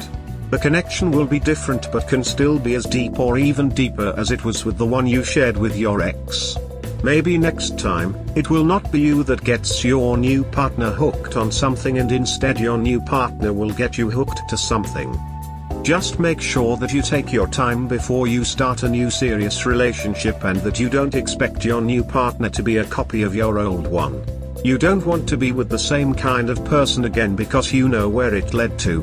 Instead, be happy about every difference you find in your new partner. Good luck and stay strong. As long as you are selectively idealizing aspects of your ex, you are running the risk of two undesirable things. You are cutting yourself off from potentially getting with someone great. Different? Maybe, but that's not a bad thing. Change can be unsettling, but if you open yourself to it, it could be wonderful. If you stick to the partial image that you hold of your ex, you run the risk of attracting someone like them again.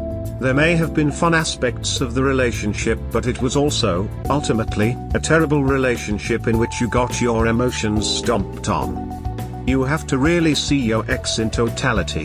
The good and the bad. Was the good real, or were you just being controlled? Were you the one providing the good things because that is what they needed from you?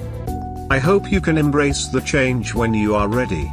There are wonderful people out there who are different from your ex, but that is most likely a good thing. Finally, relationships take effort and care, and we can contribute our own influence to make it something good. It's never all about our partners, it's about us too. It's a partnership. Good luck to you. I can't wait until you come on here to say that you have met someone fantastic. You need to regain your independence before you even think of dating someone else. Helps with letting go of your past. I worry about this too. Ex-fiancé was also my best friend before we got together, and now I feel so lost. Comparing my first wife and my second is like comparing a rusty 4-cylinder Yugo that's never had an oil change to a finely tuned race-worthy Ferrari. My second wife is hands down better in every aspect of her being. Be choosy. Don't settle. Don't be afraid to be alone. Live your best life and you'll find better. Trust me. I was with my ex for about 14 years, including pre-married life. She was a high school sweetheart. I spent probably 8 or so years after her, wandering the wilderness. I had many dates that didn't pan out. I had one long-term GF who was a disaster in the long run. I also met my current wife, who I've been with, including pre-married, about 12 years now, so getting close to the total of my ex. My current life has had challenges. I've made some bad choices here and there, and I can't say I'm in a perfect world, but much of that is on me, no one else. However, my wife is better than my ex on many levels. I feel free to share with her as much and in any way I want, i.e. like I would have my ex. We're more open and direct, I think. By definition, my ex hid a long-term affair for years, so was certainly not an open book, but they're different people, and that's good. I value my wife. I see my past life with my ex in less glowing ways than I did say when I first left. When I left, I idolized the idea of my past life, but the trick was moving past that and wanting to make something new.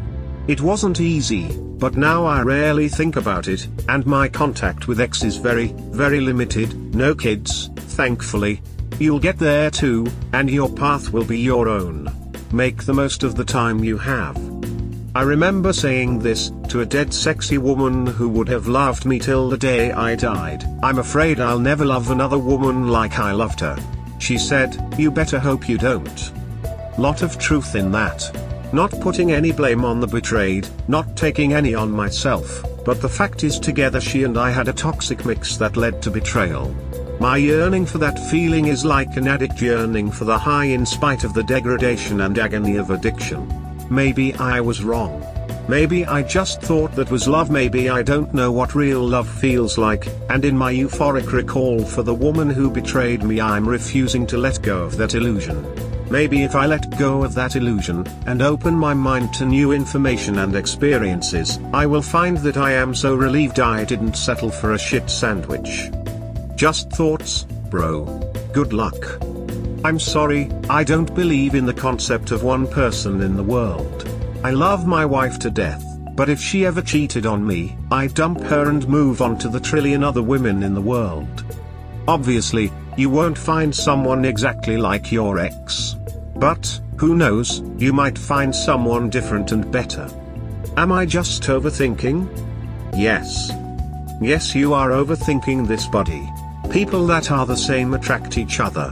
Just do what you enjoy and go to places you enjoy and the chances of finding someone similar will be high. Yep, overthinking. The worst thing you can do is compare old to the new. When you meet someone new, you will build new traditions. Don't try to recreate your ex or turn someone into her. If you're still thinking along those lines, you aren't ready for a new relationship yet. When you first break up it feels like no one in the world will replace that feeling of loss. That you'll never feel that closeness, friendship, excitement, etc. ever again. And then it happens. Someone new comes along and the old person slips away. The only common traits my exes share is they're all tall and have dark hair. Yes, you are overthinking. There is definitely someone out there if you leave yourself open to it. Now you will have eyes wide open. Do not expect perfection, just high standards. Imagine the same connections without the backstabbing in secret. With my new partner, after 24 years with my STBXW, the desire to compare is still there, but less so now after a little of a year together. What you look for is some of the same things that are important to you, intrinsic to who you are, and find new things that make the new relationship all its own. I've really loved two women in my adult life, C, right after college, and A, the soon-to-be ex. This new woman, H, reminds me more of C than H. In some odd ways, it's almost a bit of getting to try to make that early relationship work with a far more adult me rather than a 22-year-old me. Don't get me wrong, they're all adult, individual women with their own histories and lives and likes and dislikes, but there are certain similarities that exist as well: a love of sarcasm, Jane Austen, speculative fiction, smarts, love of physical contact, sex and food. Look at it this way, this is your chance to filter through all the rubble of your prior relationship and strip away the small stuff, figure out what is now, for the older and wiser you, the most important stuff. It will be different than your younger, less hurt self. Figure it out and try to find it, knowing that the details will be different, and, even better, you'll find new things with the new partner that will delight you and make it its own thing rather than a retread or recreation of your prior relationship. The post-divorce life sucks sometimes. Need support. It's been a while since I finalized my divorce from my WS. 3 months divorced, 6 months separated to be exact. Won't go into D-Day details, but feel free to check my post history. These days, I'm doing pretty good. More up days than down ones. I'm socializing much more, and have great support from family and my therapist. People have been encouraging me to date again. I've reconnected with one girl, who I hung out with a few times. Not sure if it's romantic or not. I also got convinced to try a dating app, where I chatted with a couple of women. Post-divorce life sucks. I never thought I would be here less than 2 years after my wedding. I've always been a one-woman guy. I miss having a partner to spend my days with. I truly enjoyed doing nice things for my ex, and spending time with each other's families. It was great having someone to talk and laugh with all day. My friends and family are great, but I can't help but feel bored and lonely sometimes. Is it normal to feel like this? Yes, it's normal. You will date and fill that hole when you're ready. I keep telling my brother, who is on wife number 6, that he will never be happy with someone else until he can learn to be happy alone. That's a very hard lesson to learn, but will make life so much easier in the long run. Date when you're ready. I'm not sure about your age, but you and your ex are about to discover something. As you work on yourself, your dating value goes up. Your value is based on your ability to provide a stable and safe environment for your wife, your ability to love and protect her. That increases as you age. As she ages, hers goes down. No matter how much education she has, no matter how much money she makes, or how stable she is, that doesn't convert into positives for a woman in dating. If she hasn't locked down a marriage by 35, she's very likely to never do it. There's a saying, women sleep with whom they choose and men sleep with whom they can, but men marry whom they choose, and women marry who they can. So, work on yourself. Go to the gym, learn new skills for your job, take a course in something you are interested, learn a new language, start a new hobby or pick up an old one and enjoy yourself. You are about to find out that you have far more options than you know. Best of luck, brother. Frith. Great advice. Love this advice. +1. Yes, it's normal to feel that way. Get a dog. They are the best companions in the world. Your situation is really difficult and I feel for you because it sounds like you have a kind and gentle heart. It's also normal to feel lonely, it's valid and it doesn't mean you'll never heal. Hell, I've felt lonely my whole marriage, but I have a 1-year-old and another on the way and just found out about my husband's infidelity.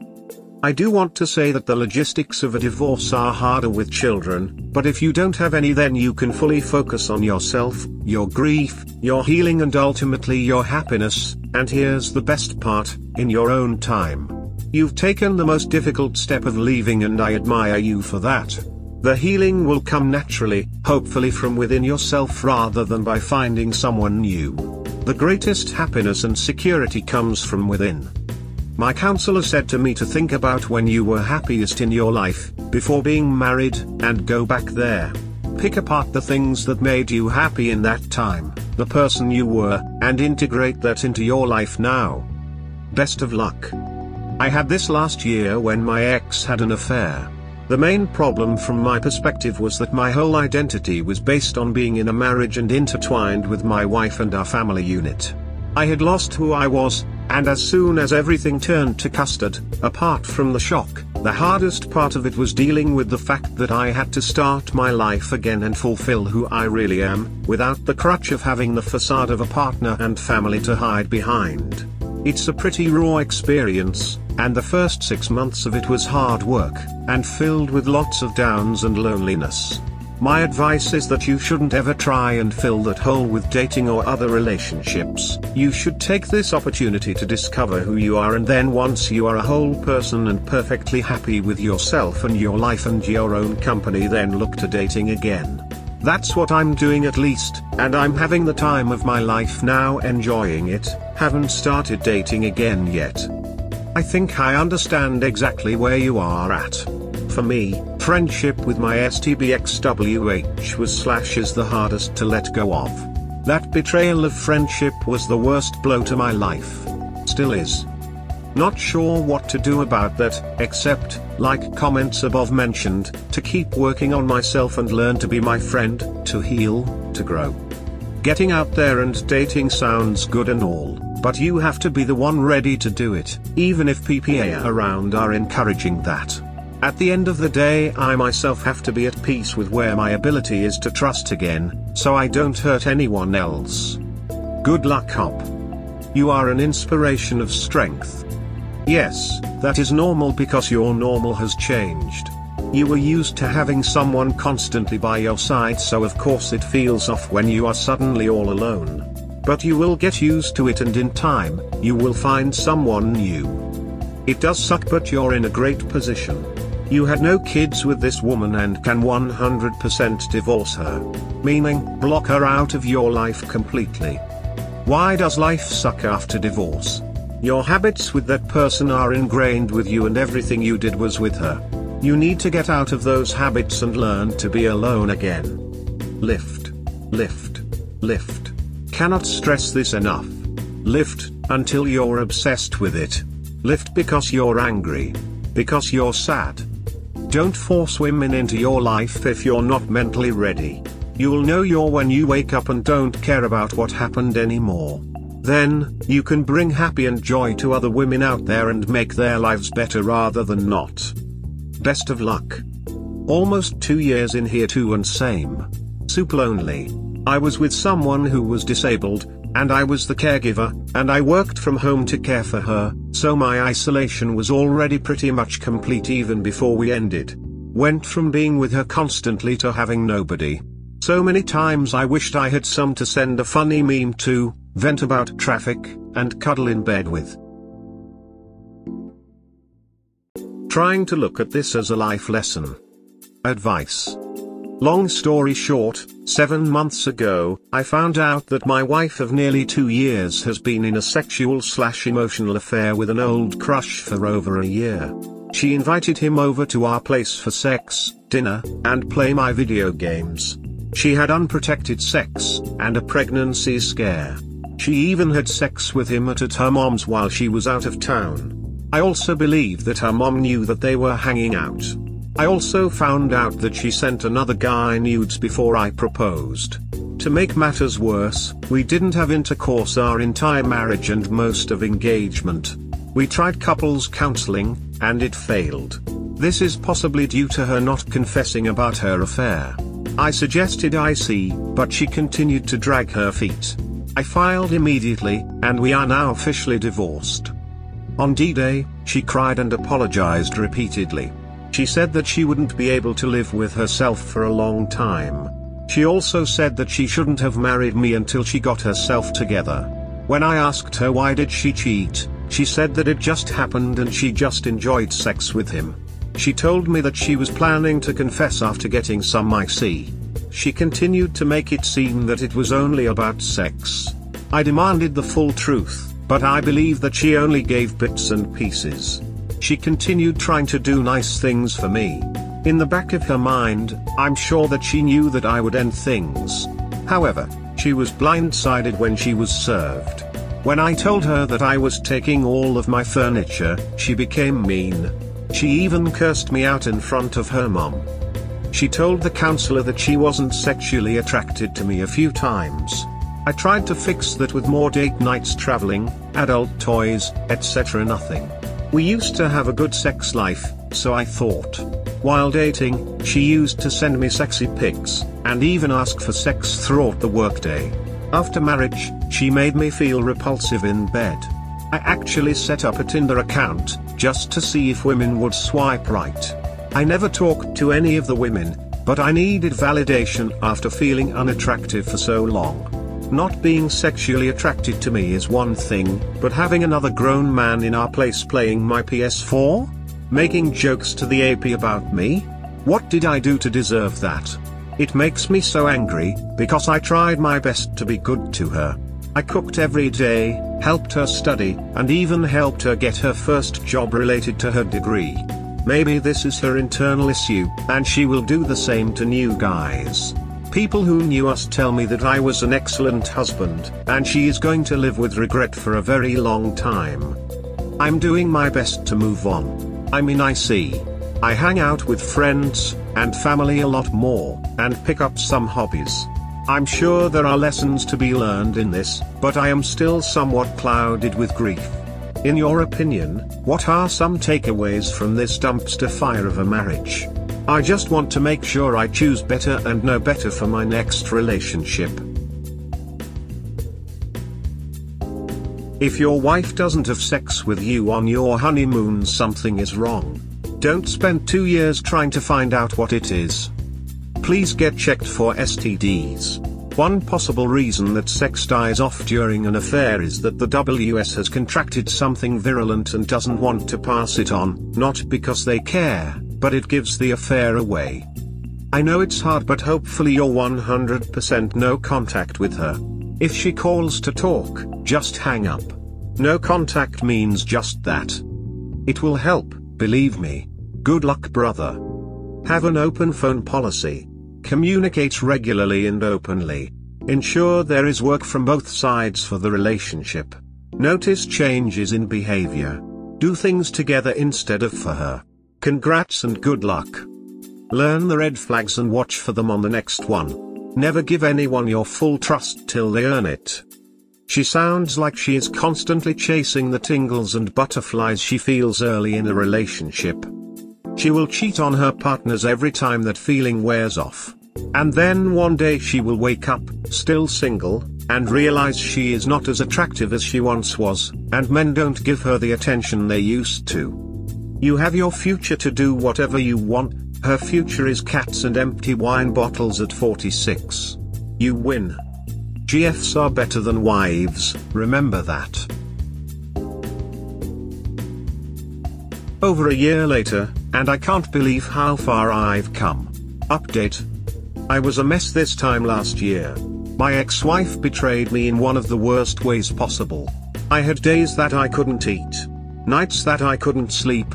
With the support of family, friends and therapy, I made it through. The divorce process was extremely stressful. My ex tried to play childish games regarding the furniture I paid for. Luckily, I was able to keep everything aside from some wedding gifts. No kids, no shared property. Ultimately, I got out clean. A few months after the divorce, my ex reached out to apologize and ask for forgiveness. She went on about how she never meant to hurt me, and how I'm a great person, and to not let this affect my future relationship. I never responded. Fast forward to now, I moved back home to save for a house. I got a promotion. I've been on a few dates. Things are going pretty great. I'm still trying to figure things out, but it's much better than being with a lying, selfish, deceitful person who doesn't give a duck about your feelings. Just wanted to send an update, and wish everyone the best who has been where I was last year. Yeah, sometimes you wake up, go downstairs, grab a coffee, sit there and all you can smell is peace. Wonderful feeling. Glad you're happy, mate. Man, you are on an upward swing. Take it day by day and you will find yourself in a much healthier place than you were. Good luck and take care of yourself. It has only been 5 days since D-Day for me. I hope I will be in your state of mind soon. Same on day 8. Frown, this sucks. PM'd me if you need to rant. Sleepless nights is no joke. Nights are the absolute worst. Also here if you wanna rant as well. I befriended Benadryl, smiley face, better than sleeping pills. I should try that, embarrassed smiley face, probably better than wine. Take melatonin 30 minutes before you plan to go to sleep. Just under 2 days for me. Nights are miserable, but it's the morning for me which is just impossible. Have things improved for you at all? Kind of, but not really. It's been 2 days since I've cried, so I consider that a victory. I think the anger is setting in more now though. How are you holding up? That's good. Tiny steps like that are all we can hope for, I guess. I'm still processing everything and every second is agony. I hate sounding so dramatic, but it's true. Just wish I could escape everything. First therapy tomorrow though, so hopefully that's the start of something that helps. Not dramatic at all, what we're going through is traumatic. And that's awesome. I want to get into therapy soon too. I hope you have a great session tomorrow. Thank you, smile. I haven't gone yet, but I can already recommend it. I think it will help process my mixed feelings. I hope every day continues to get better for you. Best of luck. It takes resilience, dedication and a shot of not giving a damn about your ex, ever again. Sorry you went through that. Don't give up. I hate it when they have the nerve to reach out later and say I never meant to hurt you. Like, really? Sure could have fooled me with that knife you stabbed into my heart through my back. My response, if I'd give one, was always yeah well you didn't mean to keep me safe either. Yeah, I meant to have my cake and eat it too. Good for you not feeding her any ego kibbles. It's funny how life is better when the trash takes itself out. Good job. So happy you ignored her. She only contacted you to try to alleviate her own guilt and depression, not to try to assuage any of your feelings. The faster you say I don't give a shit about her, the faster you will heal and be able to move on. Chances are, she doesn't feel guilty, but instead contacted him because things didn't work out the way she thought it would. She was hoping some sweet talk would help lure him back. But opted good and didn't fall for it. Good for you, man. Keep on going. Thanks for sharing. Lots of visitors to this sub are in a bad way, and hopefully they get to read this post from you or others like it. Great that you are past the first year, have a promotion and are accelerating away. Yeah, we get it that there are still things to figure out, but you are moving forward with your healing. Good response to your ex reaching out. Full North Carolina all the way is the only answer, but nice for her to confirm that it is and never was your fault. Great to hear you have healed enough to go out for a date or two. Enjoy dating, there are some wonderful women out there. Are you really an Aussie in NZ? Yeah. Why? Seen my whole suburban childhood home turned to ashes, most vivid childhood memory that, the 30 meters high flames chasing our car as dad drove us to safety. I witnessed tiger snakes in the school sports facilities and so much more. Yeah, I am an OC. Just wondering cause of your username. Hi from Oz. Good job. Hopefully you will find a better person as your life partner. All the best. I read your previous posts and it seems that she settled for plan B being you and that she never truly loved you. To hell with her and her mother who turned a blind eye. You came out clean. Remain no contact with your ex-wife and continue with your new life. Thanks, I will try. Keep working and keep trying to enjoy as much as I can. I wish that I knew more about it all. I always feel so dark. Just bumbling around with my arms out trying not to fall. 15 years you could earn you a flashlight. It's so hard not to reach out now. I hope to find a partner in life again. Unfortunately, life is not meant to be straightforward and simple. There are meant to be hurdles in life that you have to overcome. You will find another partner in the near future. Just for the time being, focus on yourself and do what you want to do. The most satisfying revenge is becoming a high-value man without her deadweight ass dragging you down. Well done, my friend. You love yourself and way to go by not responding. You deserved the apology and validation from her. Keep it real and I wish you the best. You sound like a powerful person. I like to read your posts. I'm in the same boat and sometimes the dark voices dominate my head. It's been 1.5 years and I can still feel the pain in my heart. My ex also apologized months later and had a whole explanation of how he looked back on it. There was no question for me in the letter and it was very confusing. What the hell was his goal with this huge letter for me? I never responded. After we broke up, we have never seen each other again. It was painful, but I'm realizing more and more that he has serious issues and there was no attention to my feelings in our relationship. I recently met someone who shows me how warm and familiar building love can be. Sometimes it's difficult to have all these processes going on, but the most important thing is to stay true to myself. I am sure that you will also meet someone with whom you dare to open up again. You will experience that the world is also fortunately full of people who dare to connect. I don't think I can open up to anyone again. It took 15 years to get this far. I just don't have the disillusion and innocent mentality to care. Great bro. Don't forgive her. In the future definitely you will get the best loyal life that time she's lost a good husband. All the best for your fresh life. Be nice if some sweet female playtime came my way. You said one of the worst ways possible, so of course I had to peek back to your first post. Thank you for making it so easy. And holy God, you're not wrong. Keep on partying. Talk to a therapist if you don't already. People aren't equipped to process what you experienced, and friends can't give you the right context unless they've studied for 10 years and charge you for it. Glad to hear you're doing well op, I'm a year post D-Day myself. If someone told me that I would be okay a year ago, I would have thought that they were high. I'm glad they were right. Congratulations. I went through this shit show at about the same time as you and I'm impressed that you've been able to start dating again. I'm not quite there yet. But it's great to get to a point where you can look back on it all from a safe distance, and see how far you've come.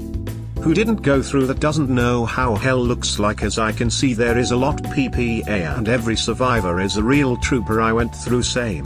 30 years of marriage, 2 kids and they live with me, so there is answer right there. Whose fault is? I never seen coming, discovered her affair by mistake that was in full swing for 8 years. Long story short, I wish you all the best and I proud of you, and you have my deep respect to all rest of you that went through the same hell. Best of everything, God bless you all, and regards from Canada.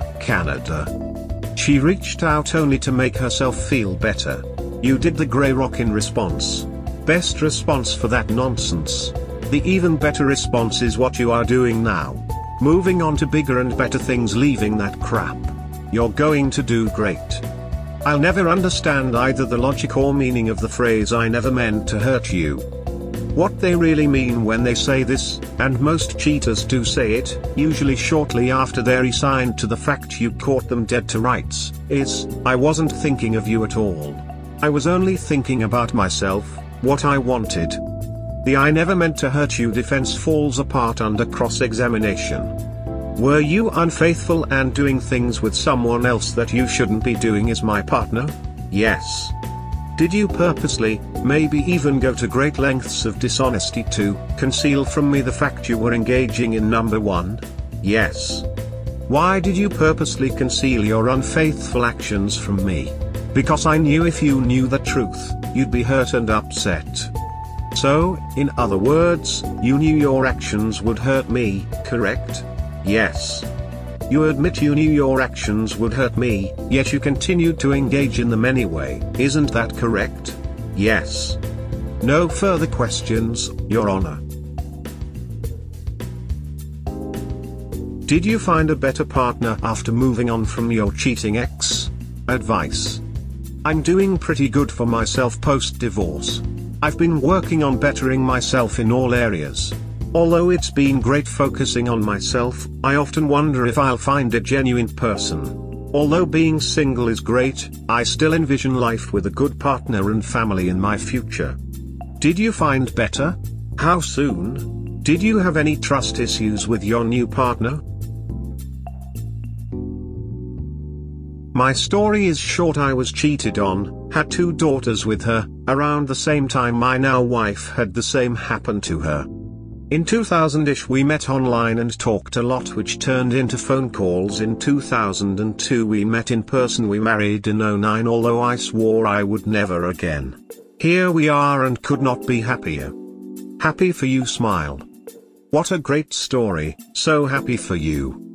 Based on your post history, it won't be a monumental task finding someone better than her. I got remarried 3 years after my divorce.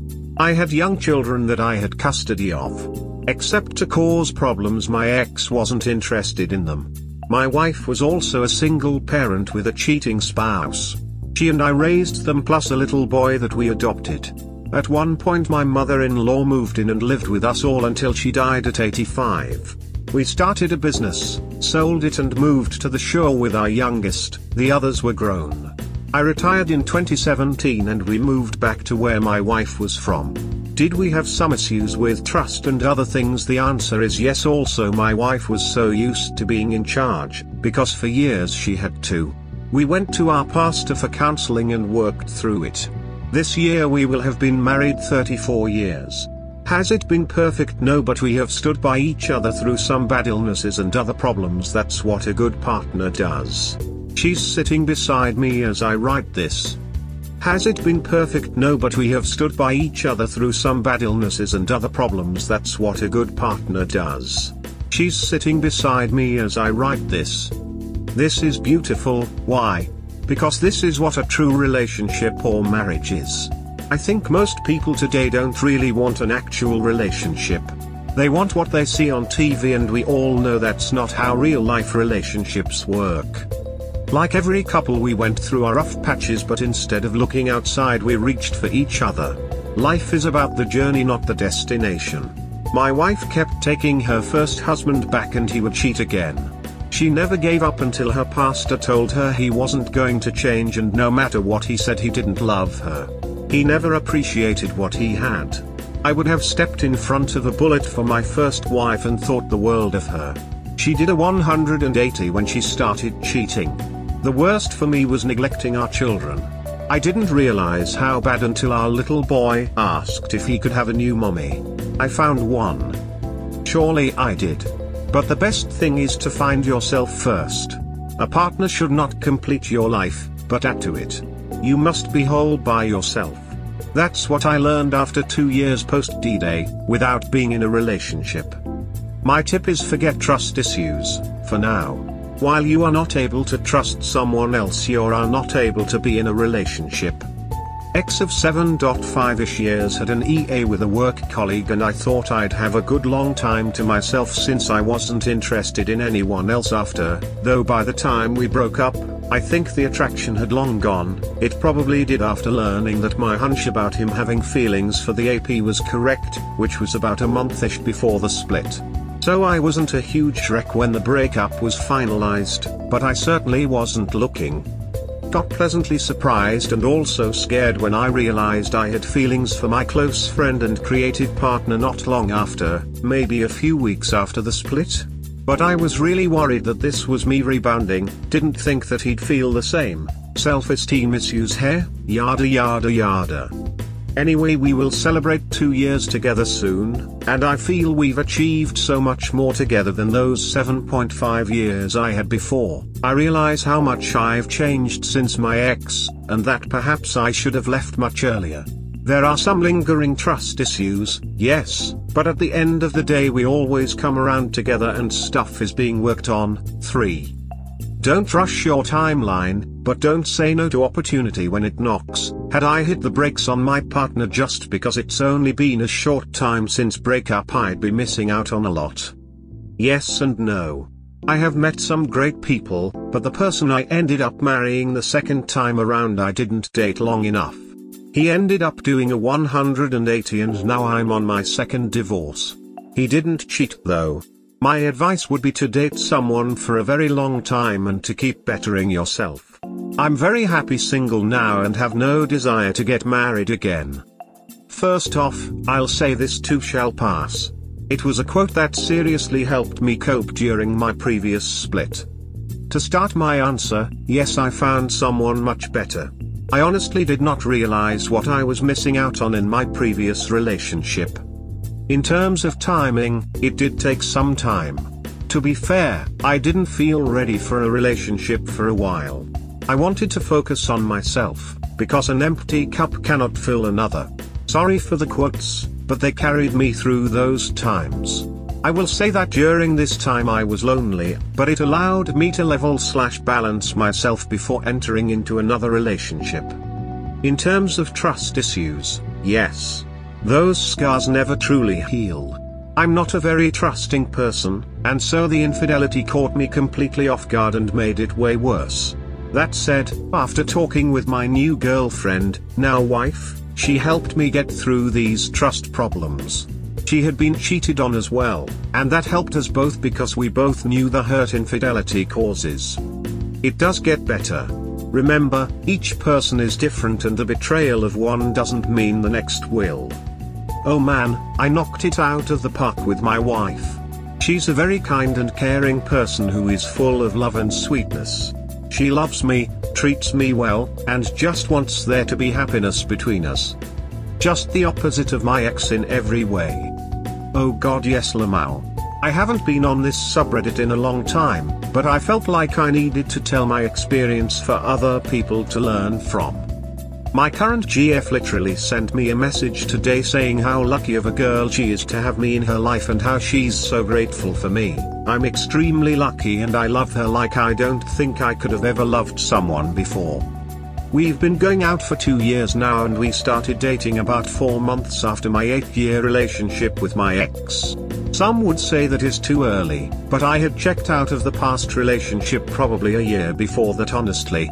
I did have some trust issues going in because my past ex had cheated on me twice within our 8-year relationship, but I was able to get through it with a lot of help from her through affirmations and talking about it. She made me realize I had much more worth than my ex made me think I had, and I've been an extremely confident person since being in this relationship. We've been going strong since, and every mistake I made in the past relationship I've been able to rectify and grow from, and able to give my girlfriend the best version of myself over the past 2 years.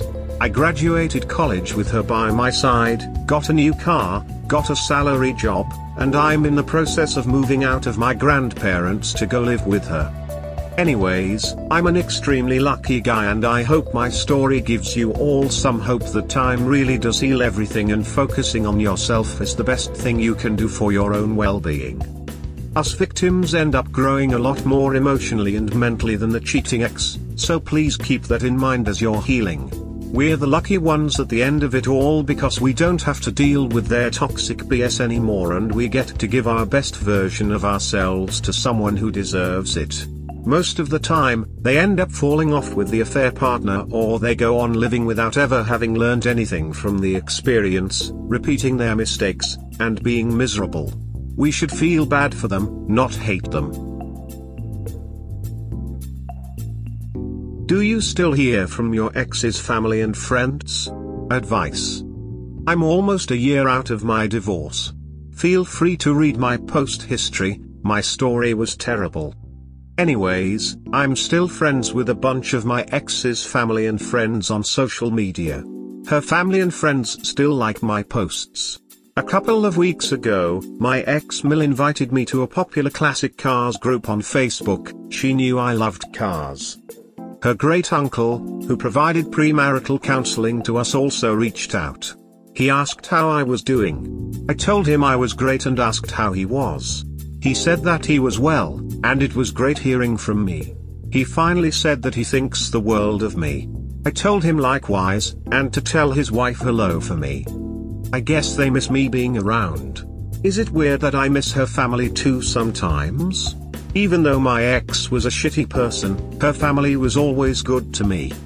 I post all this to ask. Do you still have good relationships with your ex's family? It's okay to stay on good terms with your ex's family, and it's cool on their part to still include you after the relationship ended. I would say treat it as a bonus and be appreciative that groups is showing appreciation for you, but at the same time would be cautious not to sink back into their circle. If rekindling the relationship is not what you need right now, then you'll have to decide where to draw that line on how much support/comfort you need from. Yes, 2 of her cousins and her aunt contacted me, told me I am always welcome, and that I should stay away from my toxic ex because they know I deserve someone better. I don't see a reason not to talk to them. They didn't cheat on me. But I made sure her family knows she did. Hell no. They never showed a sign of genuine appreciation towards me. In the back of their mind, they always thought I was never a good match for their daughter and even publicly humiliated me, in my and my ex's presence. Hell, even her grandma once did. For lack of healthy boundaries, I didn't leave when they showed their true colors.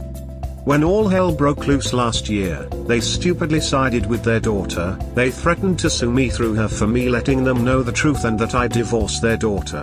In hindsight, I don't get why they didn't jump in joy. I mean, after all, that's what they've always wanted for her. For us to break up. Allegedly, her mom even sent her a pepper spray to defend herself from me because she was afraid I'd abuse her even more. Man, face palming.